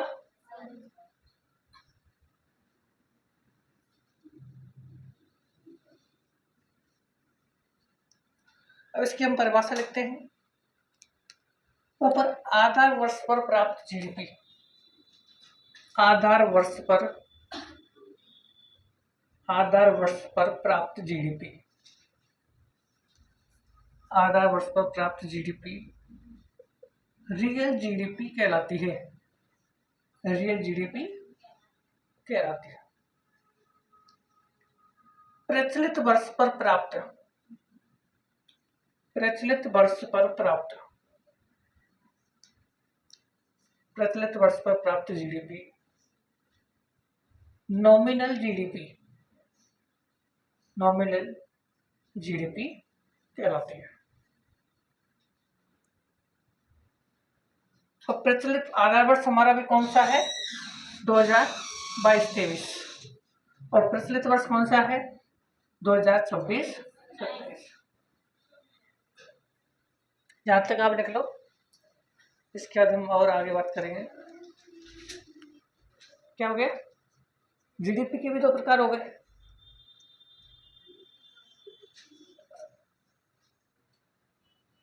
जीडीपी के दो प्रकार हो गए, देख लो।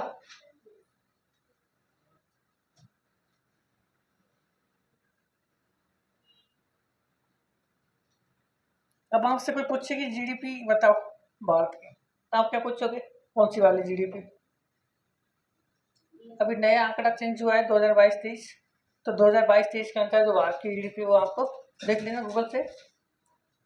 और अभी जो वर्तमान की जो जीडीपी वो मैंने आपको लिखा दिया, 4.18 ट्रिलियन डॉलर।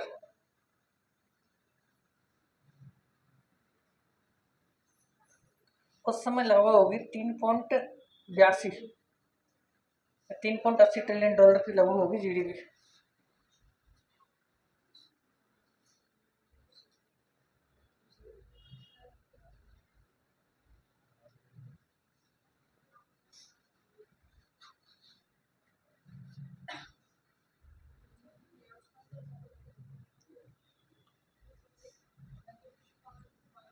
आगे समझ में,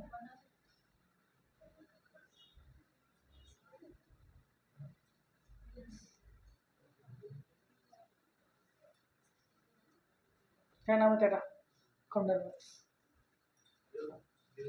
देव, इधर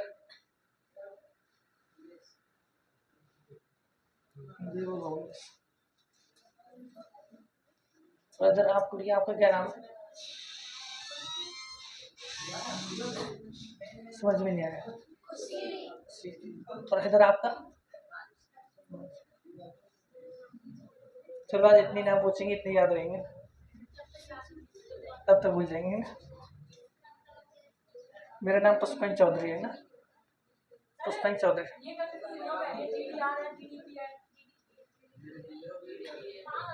जीडीपी के प्रकार हैं दो।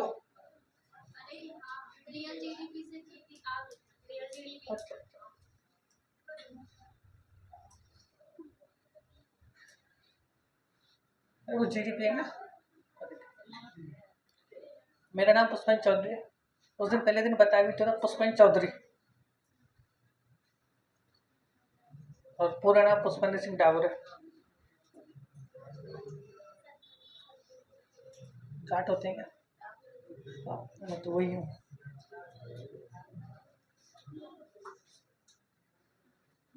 मैं कभी शिक्षक हुए ना, तो ये अपन चीज़ें बता नहीं सकते कि आप कौन सी कास्ट से हो।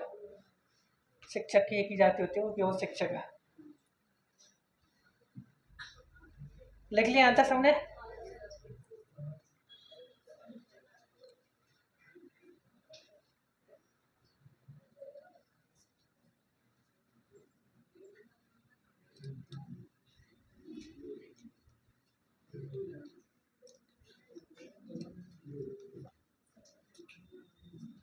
अब आपको मैंने एक फॉर्मूला पहले बता तो दिया, लेकिन लिखाया नहीं था।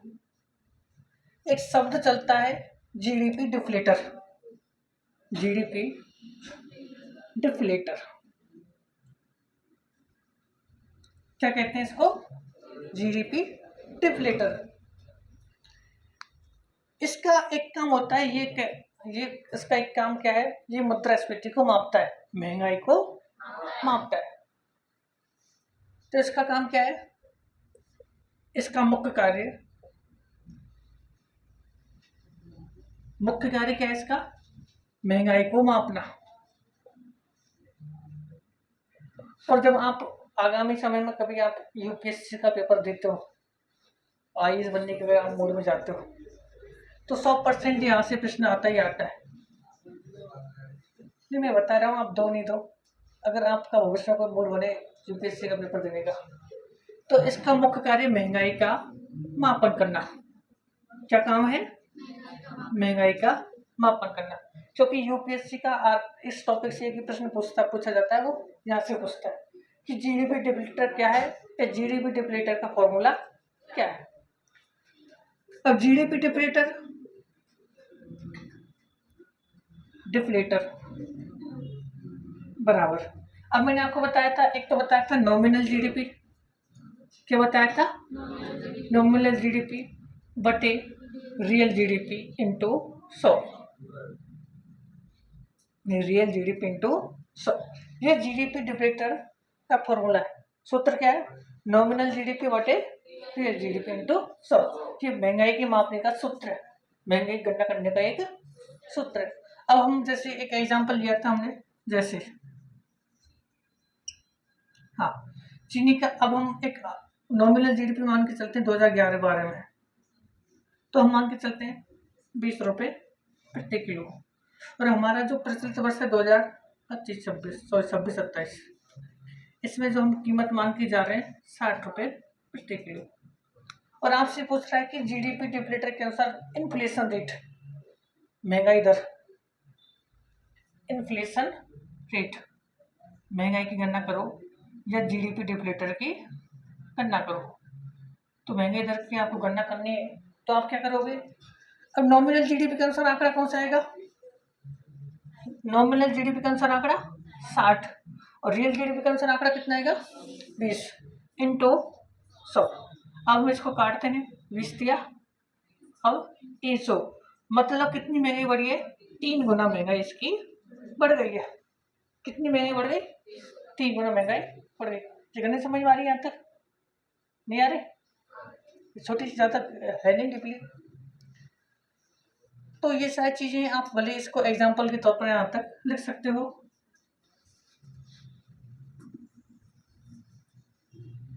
ये एक उच्च लेवल का यहाँ से जाता है।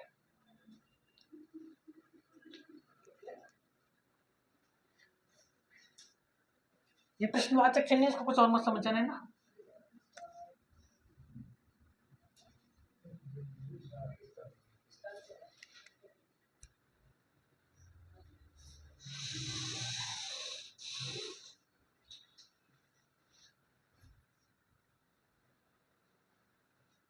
और जैसे हिंदी में आपको नाम देते तो हिंदी में क्या करोगे?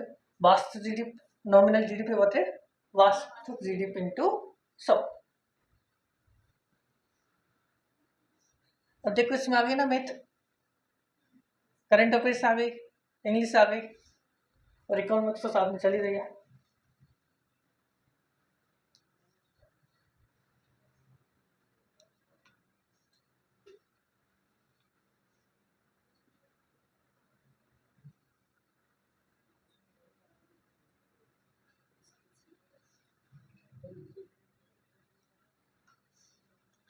हमारे इधर भी है क्या डागोर? हमारे भरतपुर में इधर है ठीक में डागोर? डागोर है इधर तो है, बंदा चौथ गांव है ना, बांदा चौथ, चौथ बंदा गाँव है उधर,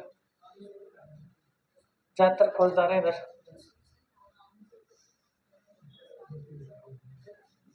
चलो अच्छी बात है। यहाँ तक ये चीज समझ में आ गई आपको? ये गणित समझ में आ गई? आर्यभट्ट ने सोन की खोज की थी, सोन भी आ गई यहाँ देखो, आगे नहीं आ गया। अब आप डालोगे हेडिंग आधार वर्ष प्रभाव, ये वाला पार्ट इरेज कर दो।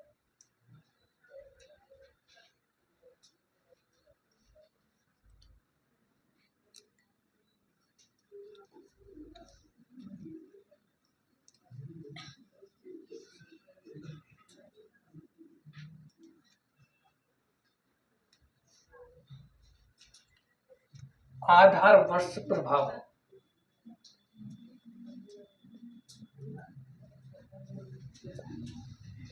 ये पहला पॉइंट चल रहा है ना जीडीपी, उसी के अंदर ये सारी चीजें हैं कि अकेले जीडीपी के अंदर आधार वर्ष प्रभाव, इसको बोलते हैं बेस ईयर इफेक्ट।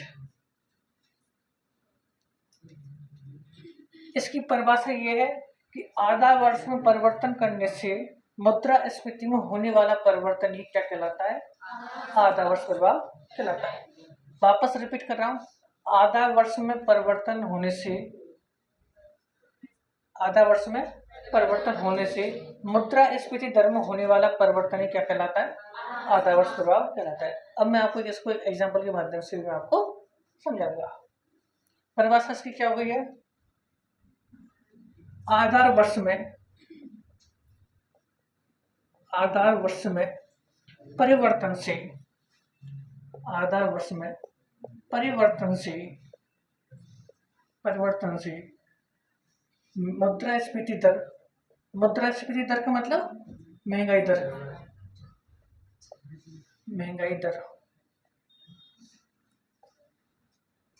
दर में होने वाला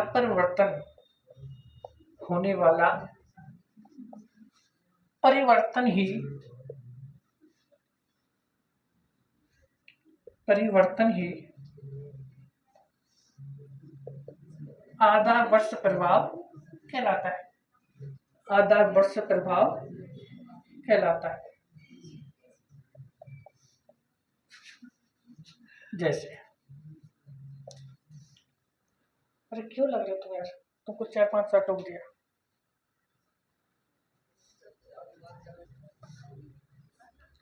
अब इसको मैं आपको एक एग्जाम्पल लिख रहा हूं, उस आप एग्जाम्पल को आप लोगों सुनो ध्यान से।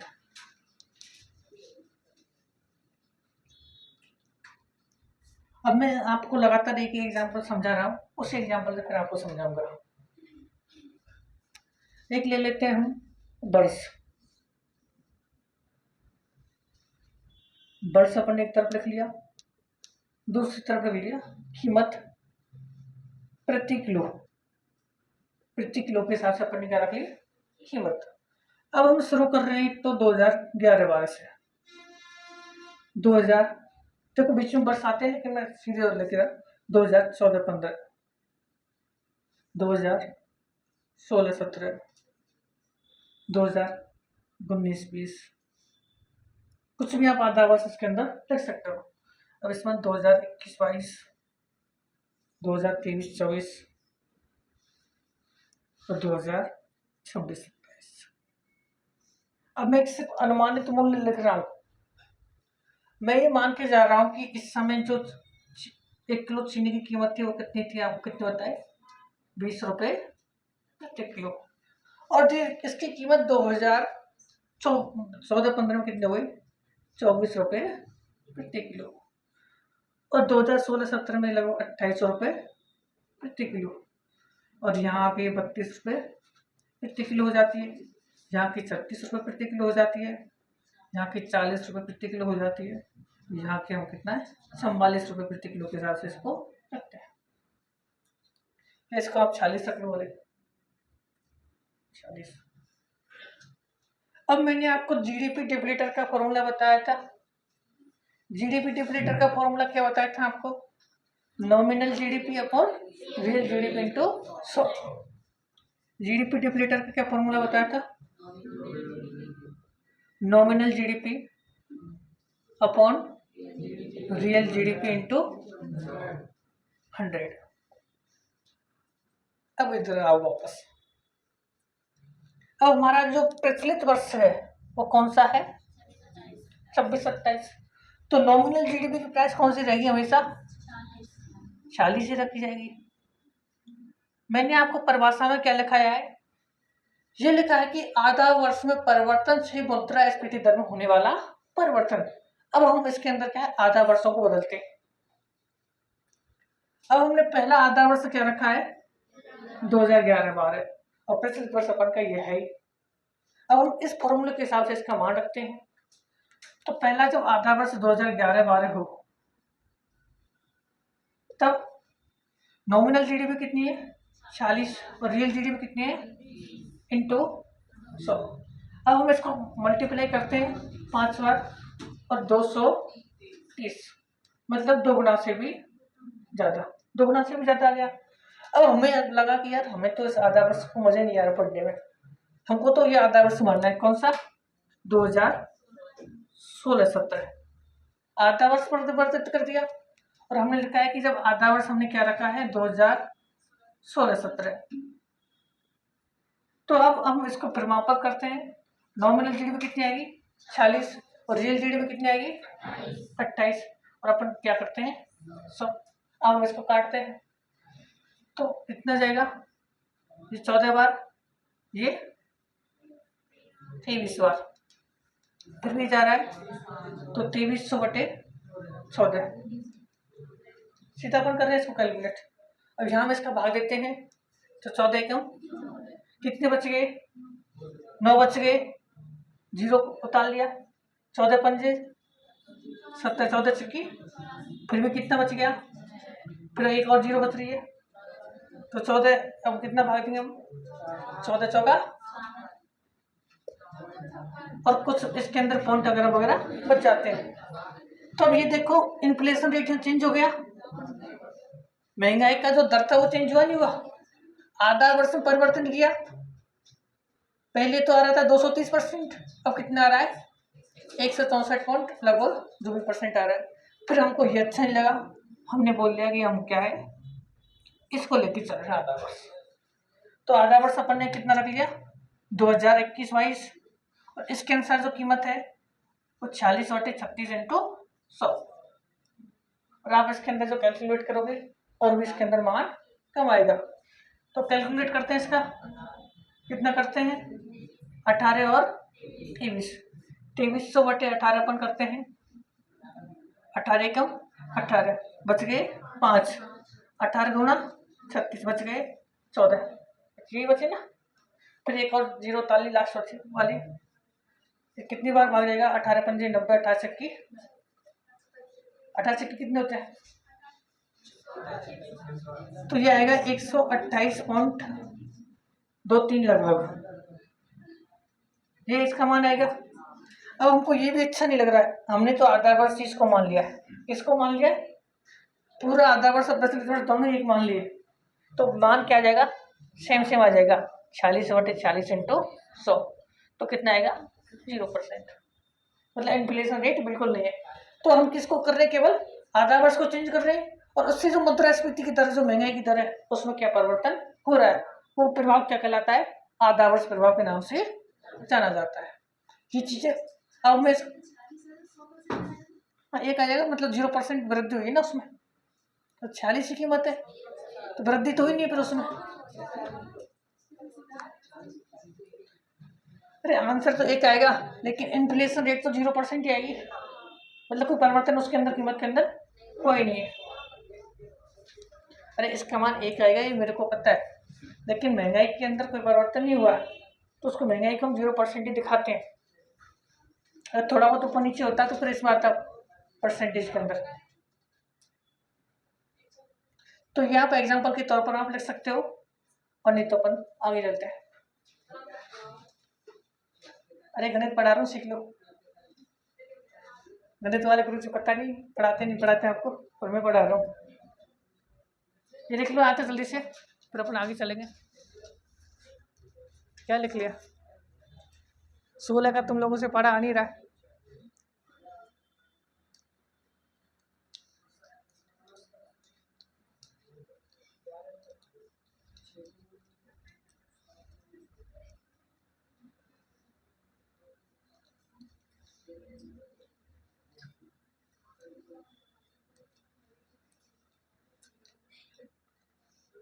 ये चीज़ें मैं तुम्हें प्रैक्टिकल तरीके से सिखा रहा हूँ। अगर वो आप किताबों से पढ़ोगे तो ये समझ में नहीं आएगा। नहीं, इस तरह से एग्जाम्पल आपको देखने को मिलेंगे।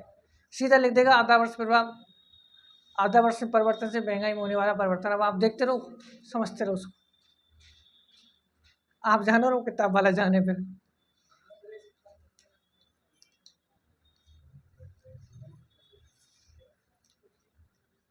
हाँ, नौकरी किसकी लग रही है अभी? किसी की लगी है अभी? नहीं है, कोई बड़ी तैयारी करने आ जाओ।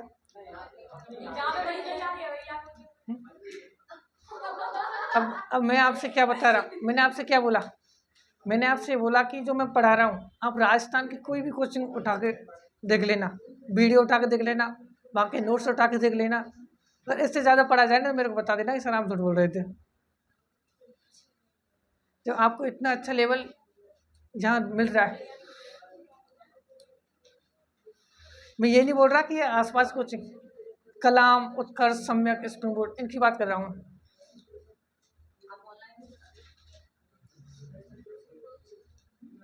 मैं 4-5 जगह पढ़ाता हूँ ऑनलाइन। एक तो खुद का ही इंडोन स्टडी चैनल, FB है उसका। एक अवस्थी क्लासेज है, एक बायोज एकेडमी का चलता है ऑनलाइन, ऑल इंडिया प्लेटफॉर्म।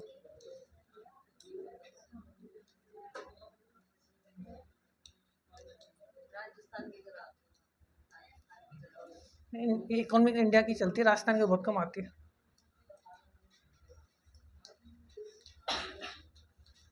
लिख लिया सबने आज तक?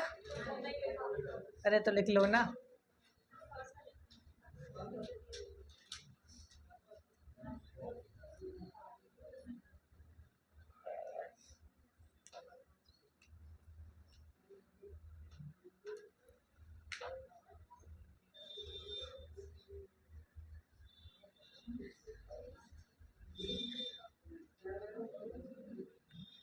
ये अपन का GDP जो टॉपिक है ये पूरा हो जाता है। इसके बाद दूसरा टॉपिक अपन शुरू करने वाले हैं GDP के बाद। थोड़ा सा है, बहुत छोटा सा, नहीं 5-7 मिनट का। उसको पूरा कर दे, अभी 14-15 मिनट बच रही है, फिर आपके लिए पार्टी दी जाएगी कोचिंग की तरफ से। आपके लिए थोड़े बहुत नाश्ता पानी की व्यवस्था कोचिंग की तरफ से है।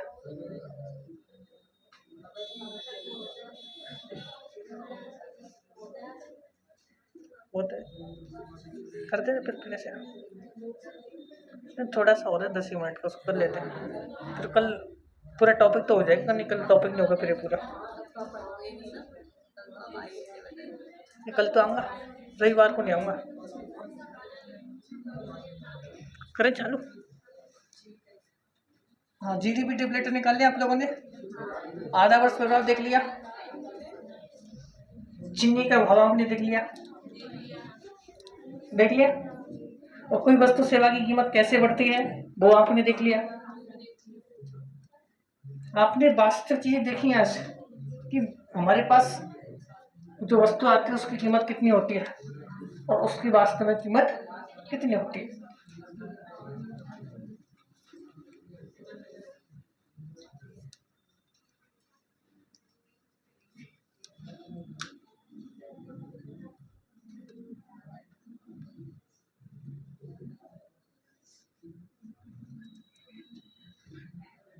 GDP के बाद हम दूसरा पॉइंट बनाओगे GNP। क्या बनाओगे? GNP। और GNP का पूरा नाम ग्रॉस नेशनल प्रोडक्ट, और उसका पूरा नाम क्या था? Gross domestic product. इसका नाम ग्रॉस नेशनल प्रोडक्ट। इसका हिंदी नाम सकल राष्ट्रीय उत्पाद। सकल राष्ट्रीय उत्पाद। ये सिर्फ आपको हेडिंग डालनी है और फिर आपको समझना है। हेडिंग डाल के आपको क्या है? समझना है। अब देखो, मैंने आपको राष्ट्रीय की परिभाषा बताई। राष्ट्रीय की परिभाषा से मैंने आपको जीडीपी की परिभाषा बताई। जीडीपी की परिभाषा से ये परिभाषा बनेगी। जीडीपी की परिभाषा से ये परिभाषा बनती है। और कल मैंने एक छोटी सी कहानी सुनाई थी आपको। मैंने आपको ये बताया था कि कुछ हमारे घर परिवार के सदस्य या आसपास के जो सदस्य हैं वो विदेशों में चले जाते हैं पैसा कमाने के लिए। चले जाते नहीं चले जाते। और कुछ विदेशी क्या है भारत के अंदर भी आ जाते हैं।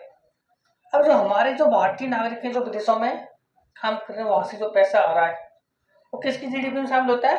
भारत की में। और जो यहाँ से विदेशी जो पैसा लेके जा रहे हैं वो किसकी जीडीपी में शामिल होता है? विदेशी जीडीपी में।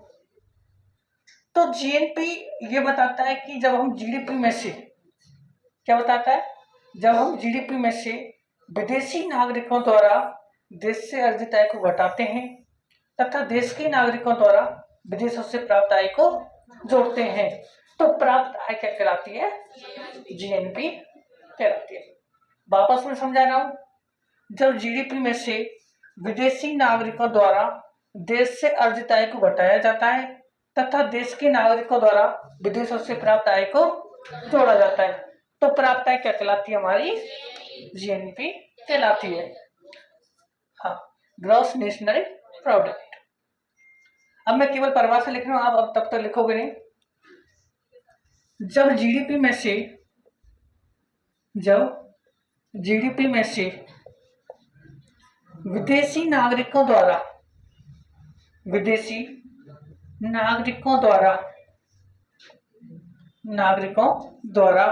देश से अर्जित आय, और हमारे जो यहाँ से जो पैसा लेके जाते हैं हम उसको किससे दिखाते हैं? एक्स से हम उसको दिखाते हैं। तो विदेशी नागरिकों द्वारा देश से अर्जित आय को हम यहाँ किसके दिखाएंगे? एक्स से। अर्जित आय को घटाया जाता है तथा देश के नागरिकों द्वारा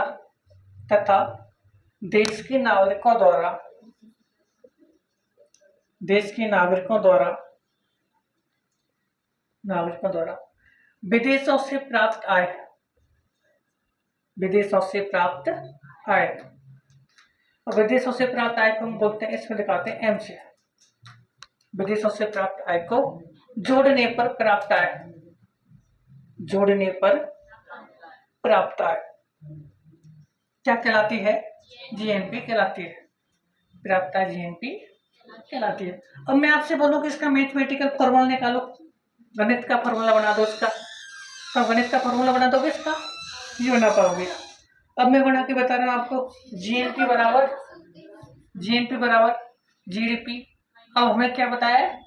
ये इसको घटा देंगे और प्लस एम को जोड़ देंगे। ये जीएनपी का फॉर्मूला बन गया। अब यहाँ माइनस एक्स किसको दर्शा रहा है? विदेशी नागरिक जो हमारे देश से पैसा लेके जा रहे हैं, और एम किसको दिखा रहा है? जो विदेशी हमारे जो भारतीय विदेशों से पैसा लेके आ रहे हैं उसको क्या दिखा रहा है? अब ये अपन का क्या निकल के आ गया? नया फॉर्मूला। तो क्या है? जीएनपी कैसे निकल के आता है? जब जीडीपी में से विदेशी नागरिकों द्वारा देश से अर्जित आय को घटाया जाता है तथा देश के नागरिकों द्वारा विदेशों से प्राप्त आय को जोड़ा जाता है तो प्राप्त आय क्या कहलाती है? अपन की जीएनपी कहलाती है। अब देखो एक शब्द आया है माइनस एक्स प्लस एम। इसे एक नया नाम देते हैं हम, हमारी अर्थशास्त्र की भाषा में इसको एक नया नाम देते हैं।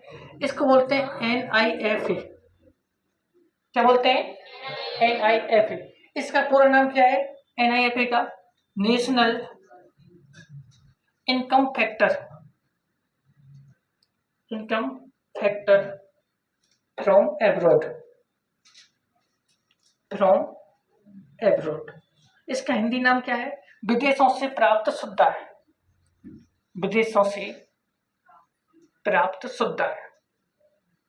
विदेशों से प्राप्त शुद्ध आय। अब जैसे हम एक एग्जांपल लेके चलते हैं, इसको ध्यान से सुनो। मैं आपको एक एग्जांपल बता रहा हूँ। इधर हमारे देश की जीडीपी है 1,000 रुपये। कितनी है?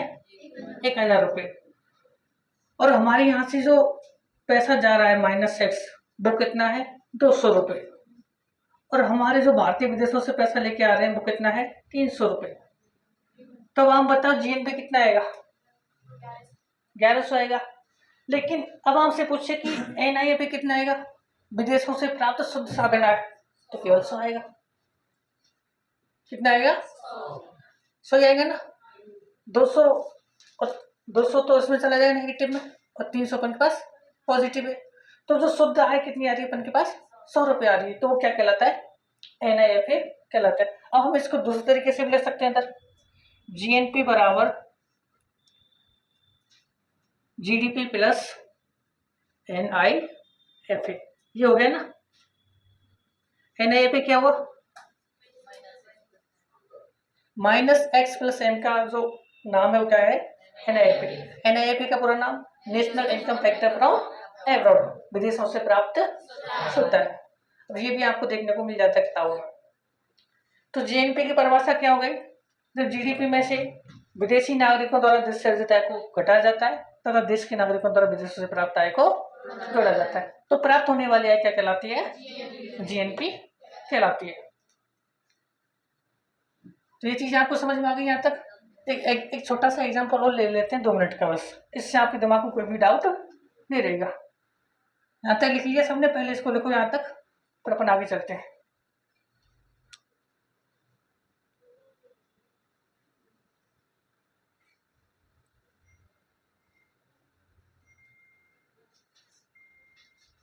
सायरन किसका बज रहा है इधर?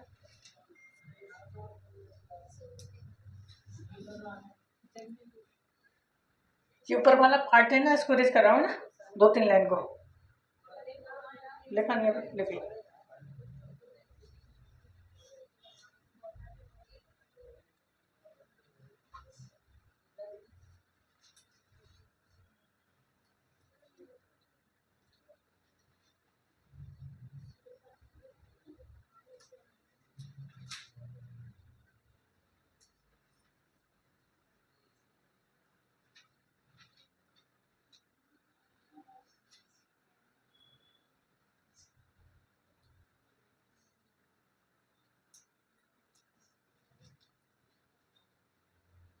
तो